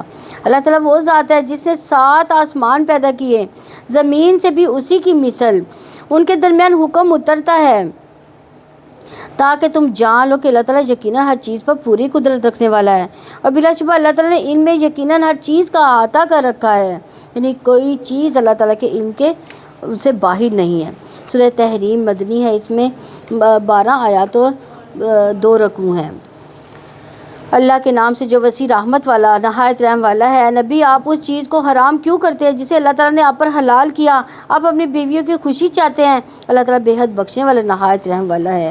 یہاں ایک خاص واقعے کی طرف اشارہ ہے جس میں آپ صلی اللہ علیہ وسلم نے کچھ ازواج مطہرات کی شکایت پر اپنے اوپر شہد کو حرام قرار دے دیا۔ اگر آپ اپنے اوپر حرام قرار دیتے تو امت پہ بھی اتنی قیمتی چیز حرام ہو جاتی، تو اس لیے اللہ سبحانہ وتعالیٰ نے اس کو فوراً اس کی حرمت کو ختم کیا۔ اسی مناسبت سے اس صورت کا نام تحریم ہے، یعنی مطلب کہ حرام کرنا، یعنی نبی صلی اللہ علیہ وسلم نے خود اپنے اوپر حرام کیا تھا نا، اللہ تعالیٰ نے حرام نہیں کیا تھا۔ یقین اللہ تعالیٰ نے تمہارے لیے اپنی قسموں کو کھولنا مقرر کر دیا۔ اللہ تعالیٰ تمہارا کارساز ہے، وہ سب کچھ جاننے والا کمال حکمت والا ہے۔ تو اس سے پتہ چلتا ہے کہ اگر کسی نے ایسی کوئی قسم کھائی ہو کہ میں یہ نہیں کھاؤں گا، یہ نہیں کروں گا، تو پھر اس کا کفارہ ادا کر کے وہ کام کر سکتا ہے۔ اور جب نبی نے یہ ایک بات اپنی کسی بیوی سے چھپا کر کہی، پھر جب اس نے اس بات کی خبر دے دی، وہ اللہ تعالیٰ نے نبی کو اس کی اطلاع دے دی، تو نبی نے کچھ بات سے آگاہ کیا اور کچھ سے اعراض کیا۔ پھر جب نبی نے اسے یہ بات بتائی تو اس نے پوچھا آپ کو کس نے یہ خبر دی؟ نبی نے کہا مجھے اس نے خبر دی جو سب کچھ جاننے والا خوب باخبر ہے۔ یعنی یہ ہوتا ہے اخلاق، یعنی نبی صلی اللہ علیہ وسلم کو آسمانوں سے خبر آ گئی تھی کہ ان کی بیویوں نے کیا سازش کی ہے، لیکن نبی صلی اللہ علیہ وسلم نے ان کو پوری بات نہ بتائی، ان کے پوچھنے پر بھی ان کو نہ بتایا۔ اگر تم دونوں اللہ تعالیٰ کی طرف سے توبہ کرو، یقیناً تمہارے دل راہ سے ہٹ گئے، اور اگر تم دونوں نبی کے خلاف ایک دوسرے کی مدد کرو گی تو یقیناً اللہ تعالیٰ اس کا مددگار ہے، اور جبریل اور نیک مومنین اور اس کے بعد تمام فرشتے اس کے مددگار ہیں۔ اگر وہ تمہیں طلاق دے دے تو قریب ہے کہ اس کا رب تمہارے بدلے انہیں تم سے بہتر بیویاں دے دے گا، جو اسلام والیاں، ایمان والیاں، اطاعت کرنے والیاں، توبہ کرنے والیاں، عبادت کرنے والیاں اور روزہ دار بیوہ اور کنواریاں ہوں۔ کس کو دے دے؟ اے لوگوں جو ایمان لائے، اپنے آپ کو اپنے گھر والوں کو آگ سے بچاؤ جس کا ایندھن آدمی اور پتھر ہے، جس پر تند مزاج سخت گیر فرشتے مقرر ہیں، جو اللہ تعالیٰ کی نافرمانی نہیں کرتے، انہیں جو حکم دیا جاتا ہے وہی کرتے ہیں۔ اے لوگوں جنہوں نے کفر کیا، آپ معذرت نہ کرو، یقیناً تم اسی کا بدلہ دیے جاؤ گے جو تم عمل کرتے ہو۔ یعنی ہر شخص اس دن کوئی نہ کوئی بہانہ، کوئی نہ کوئی عذر پیش کر رہا ہوگا کہ مجھے معاف کر دیا جائے۔ اے لوگوں جو ایمان لائے ہو، اللہ تعالیٰ کی طرف توبہ کرو، خالص توبہ، تمہارا رب قریب ہے کہ تم سے تمہاری برائیاں دور کر دے اور تمہیں داخل کر دے ان باغوں میں جن کے نیچے نہریں بہہ رہی ہوں۔ اس دن اللہ تعالیٰ نبی کو اور ان لوگوں کو جو ان کے ساتھ ایمان لائے ہیں رسوا نہ کرے گا۔ ان کا نور ان کے آگے ان کے دائیں جانب دوڑ رہا ہوگا، وہ کہیں گے اے ہمارے رب ہمارا نور مکمل کر دے، ہمیں بخش دے، بلا شبہ تو ہر چیز پر پوری قدرت رکھنے والا ہے۔ یعنی یہاں توبہ کا فائدہ بتا دیا گیا۔ سچی توبہ میں 4 چیزیں جمع ہیں۔ ایک، زبان سے استغفار کرنا، جسم کے ساتھ گناہ سے کنارہ کش ہونا، دوبارہ گناہ نہ کرنے کا عزم ہونا چاہیے، اور برے لوگوں سے قطع تعلقی کر لینی چاہیے، یعنی ایسے لوگ جو بار بار گناہ کا سبب بنتے ہیں اس مجلس کو ہی چھوڑ دینا چاہیے۔ اور پھر سچی اور اخلاص کے ساتھ توبہ کرنا، ندامت کے ساتھ استغفار کرنا، اور یہ نور کہاں ہوگا؟ پل صراط پر ہوگا، نور کے ساتھ گزریں گے، جس کی تفصیل کل میں نے بتائی تھی۔ رسول اللہ صلی اللہ علیہ وسلم نے فرمایا پل صراط قائم کر دیا جائے گا، مسلمان اس پر بہترین گھوڑوں اور عمدہ شاہ سواروں کی طرح گزر جائیں گے، اور کہتے جائیں گے سلم سلم، یا اللہ سلامتی سے گزار دے، سلامتی سے گزار دے۔ تو کون سے اعمال ہیں جو نور بخشتے ہیں؟ وضو کے اعضاء چمک رہے ہوں گے، قیامت کے دن آپ کے اپنے اندر سے جو نور نکلے گا، مسجد کی طرف پیدل چلنا، جمرات کو کنکریاں مارنے والے کے لیے نور کی بشارت ہے، حج و عمرے پر سر منڈوانے والے کے لیے، اور سورہ کہف کی تلاوت کرنے والے کے لیے۔ صدقے کو تو نور ہی کہا گیا ہے، اور صدقہ نور ہے۔ اللہ کے راستے میں بوڑھا ہونا، رسول اللہ صلی اللہ علیہ وسلم نے فرمایا ہے جو شخص اللہ کے راستے میں بوڑھا ہو جائے، یعنی ساری زندگی وہ اللہ کے دین کا کام کرتا رہے، تو وہ بڑھاپا قیامت کے دن اس کے لیے باعث نور ہوگا۔ اللہ ہم سب کو بھی اپنے راستے میں بوڑھا کریں۔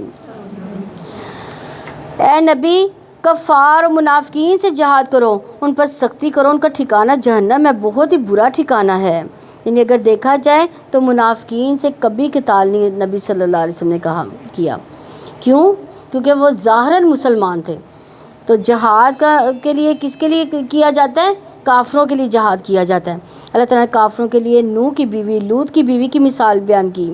وہ دونوں ہمارے بندوں میں سے دو نیک بندوں کے نکاح میں تھیں، پھر ان دونوں نے ان سے خیانت کی، تو وہ اللہ تعالیٰ سے بچانے میں ان کے کچھ بھی کام نہ آئے۔ ان سے کہہ دیا گیا داخل ہونے والوں کے ساتھ تم دونوں بھی آگ میں داخل ہو جاؤ۔ اللہ تعالیٰ نے مومنوں کے لیے فرعون کی بیوی کی مثال بیان کی، تب اس نے کہا اے میرے رب، میرے لیے اپنے پاس جنت میں ایک گھر بنا دے، مجھے فرعون اور اس کی عمل سے بچا، اور ظالم لوگوں سے مجھے نجات عطا فرما۔ کون سی دعا ہے؟ رب ابن لی عندک بیتا فی الجنہ، کتنی اچھی دعا ہے۔ اور عمران کی بیٹی مریم کی مثال بیان کی، جس نے اپنی شرمگاہ کی حفاظت کی، تو چنانچہ ہم نے اس میں اپنی روح پھونک دی، اور اس نے اپنے رب کی باتوں کی اور ان کی کتابوں کی تصدیق کی، اور فرما برداروں میں سے تھی۔ الحمدللہ ہمارا یہ پارہ کمپلیٹ ہوا۔ اللہ تعالیٰ اس پارے کی ہمیں سمجھ بوجھ عطا فرمائے، اور اس کو پڑھنے والا اور اس پر عمل کرنے والا بنا دے۔ اللہ تعالیٰ ہمیں نمازیں پڑھنی آسان فرما دے، نوافل پڑھنا آسان فرما دے، صبح شام کے اذکار کرنا آسان فرما دے۔ اللہ تعالیٰ اپنی کتاب کا علم ہم پر آسان فرما دے۔ اللہ تعالیٰ ہمیں دنیا کی بھی بھلائیاں عطا فرما دے اور آخرت کی بھی بھلائیاں عطا فرما دے۔ اس وقت جب موت کی سختیاں ہوں گی، اللہ تعالیٰ اس میں بھی اپنی راحتیں عطا فرمانا۔ اللہ ہمیں کلمہ نصیب فرما دینا، اور قیامت کے دن بھی اپنے عرش کا سایہ نصیب فرمانا۔ ہر شخص جب اس وقت بہت گھبراہٹ میں ہوگا، اللہ تعالیٰ اس وقت کی گھبراہٹوں سے ہمیں راحت میں بدل دینا۔ اللہ اپنا نور عطا فرمانا۔ اللہ ہمیں دنیا سے نور اکٹھا کرنے کے سبب بنا دینا۔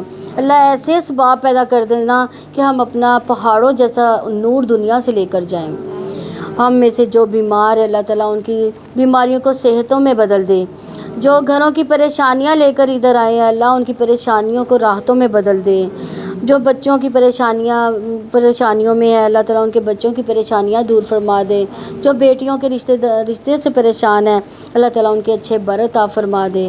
جن کی اولاد ہے، اللہ تعالیٰ ان کی اولاد کو ان کی آنکھوں کی ٹھنڈک بنا دے۔ جن کی اولاد نہیں، اللہ تعالیٰ ان کو نیک صالح اولاد عطا فرما دے۔ جن کے والدین ہیں، اللہ تعالیٰ ان کی خدمت کا ان کو موقع عطا فرما دے۔ ان کو ایسے مواقع عطا فرما دے کہ وہ اپنے والدین کی خدمت حاصل کر کے جنت کما لیں۔ اور جن کے والدین نہیں، اللہ تعالیٰ ان کو جنتوں میں گھر عطا فرما دے، ان کی قبریں کشادہ کر دے، ان کی قبروں میں جنت کی ٹھنڈی ہوائیں، ان کی کھڑکیاں جنت کی کھول دے، ان کو جنت میں اعلیٰ مقام عطا فرما دے، جنت اور فردوس عطا فرما دے۔ اللہ یہ تیری ساری بندیاں یہاں جمع ہیں، تجھ سے تیرے جنت کی طلبگار ہیں۔ اللہ ہمیں جنت عطا فرما دینا۔ اللہ ہمیں دوزخ سے پناہ مانگتی ہیں، اللہ اپنی دوزخ سے ہمیں پناہ عطا فرما دینا۔ اللہ شیطان کے شر سے محفوظ فرما لینا۔ شیطان ہمیں گمراہ نہ کر دے، ایسا نہ ہو کہ ہم دوزخ والے نہ بن جائیں۔ اللہ تو اپنی پناہ میں رکھنا۔ اللہ شیطان کے شر سے محفوظ فرما دینا۔ اللہ جتنے بھی لوگ یہاں آئے ہیں، ہر ایک کی جھولی بھر دینا۔ اللہ ان کو دعائیں، جتنی بھی ان کی دعائیں ہیں، اللہ رمضان میں جتنی بھی ان کی دعائیں تھیں، اللہ سب کی سب پوری کر دینا۔ اللہ ہم سب کے گناہوں کو معاف فرما دینا، اپنی بخشش عطا فرما دینا۔ اللہ ہم سے گناہ ہو جاتے ہیں، ہم سے خطائیں ہو جاتی ہیں، ان خطاؤں کی وجہ سے ہم پر کوئی بھاری بوجھ نہ ڈال دینا۔ اللہ ہم بڑے خطا کار، بڑے سیاہ کار ہیں، اللہ ہم سب کو معاف فرما دے۔ اللہ جہاں جہاں بھی مسلمان ہیں دنیا میں، اللہ ان کو اپنی حفاظت میں رکھنا، فلسطین کے مسلمانوں کو، کشمیر کے مسلمانوں کو اللہ سب پر اپنی راحتیں عطا فرما دے، اللہ سب کی مشکلیں دور فرما دے، اور یہودیوں کو تباہ و برباد کر دے، اللہ مسلمانوں کو تباہ کر دے، اللہ تو ان کو تباہ کر دے۔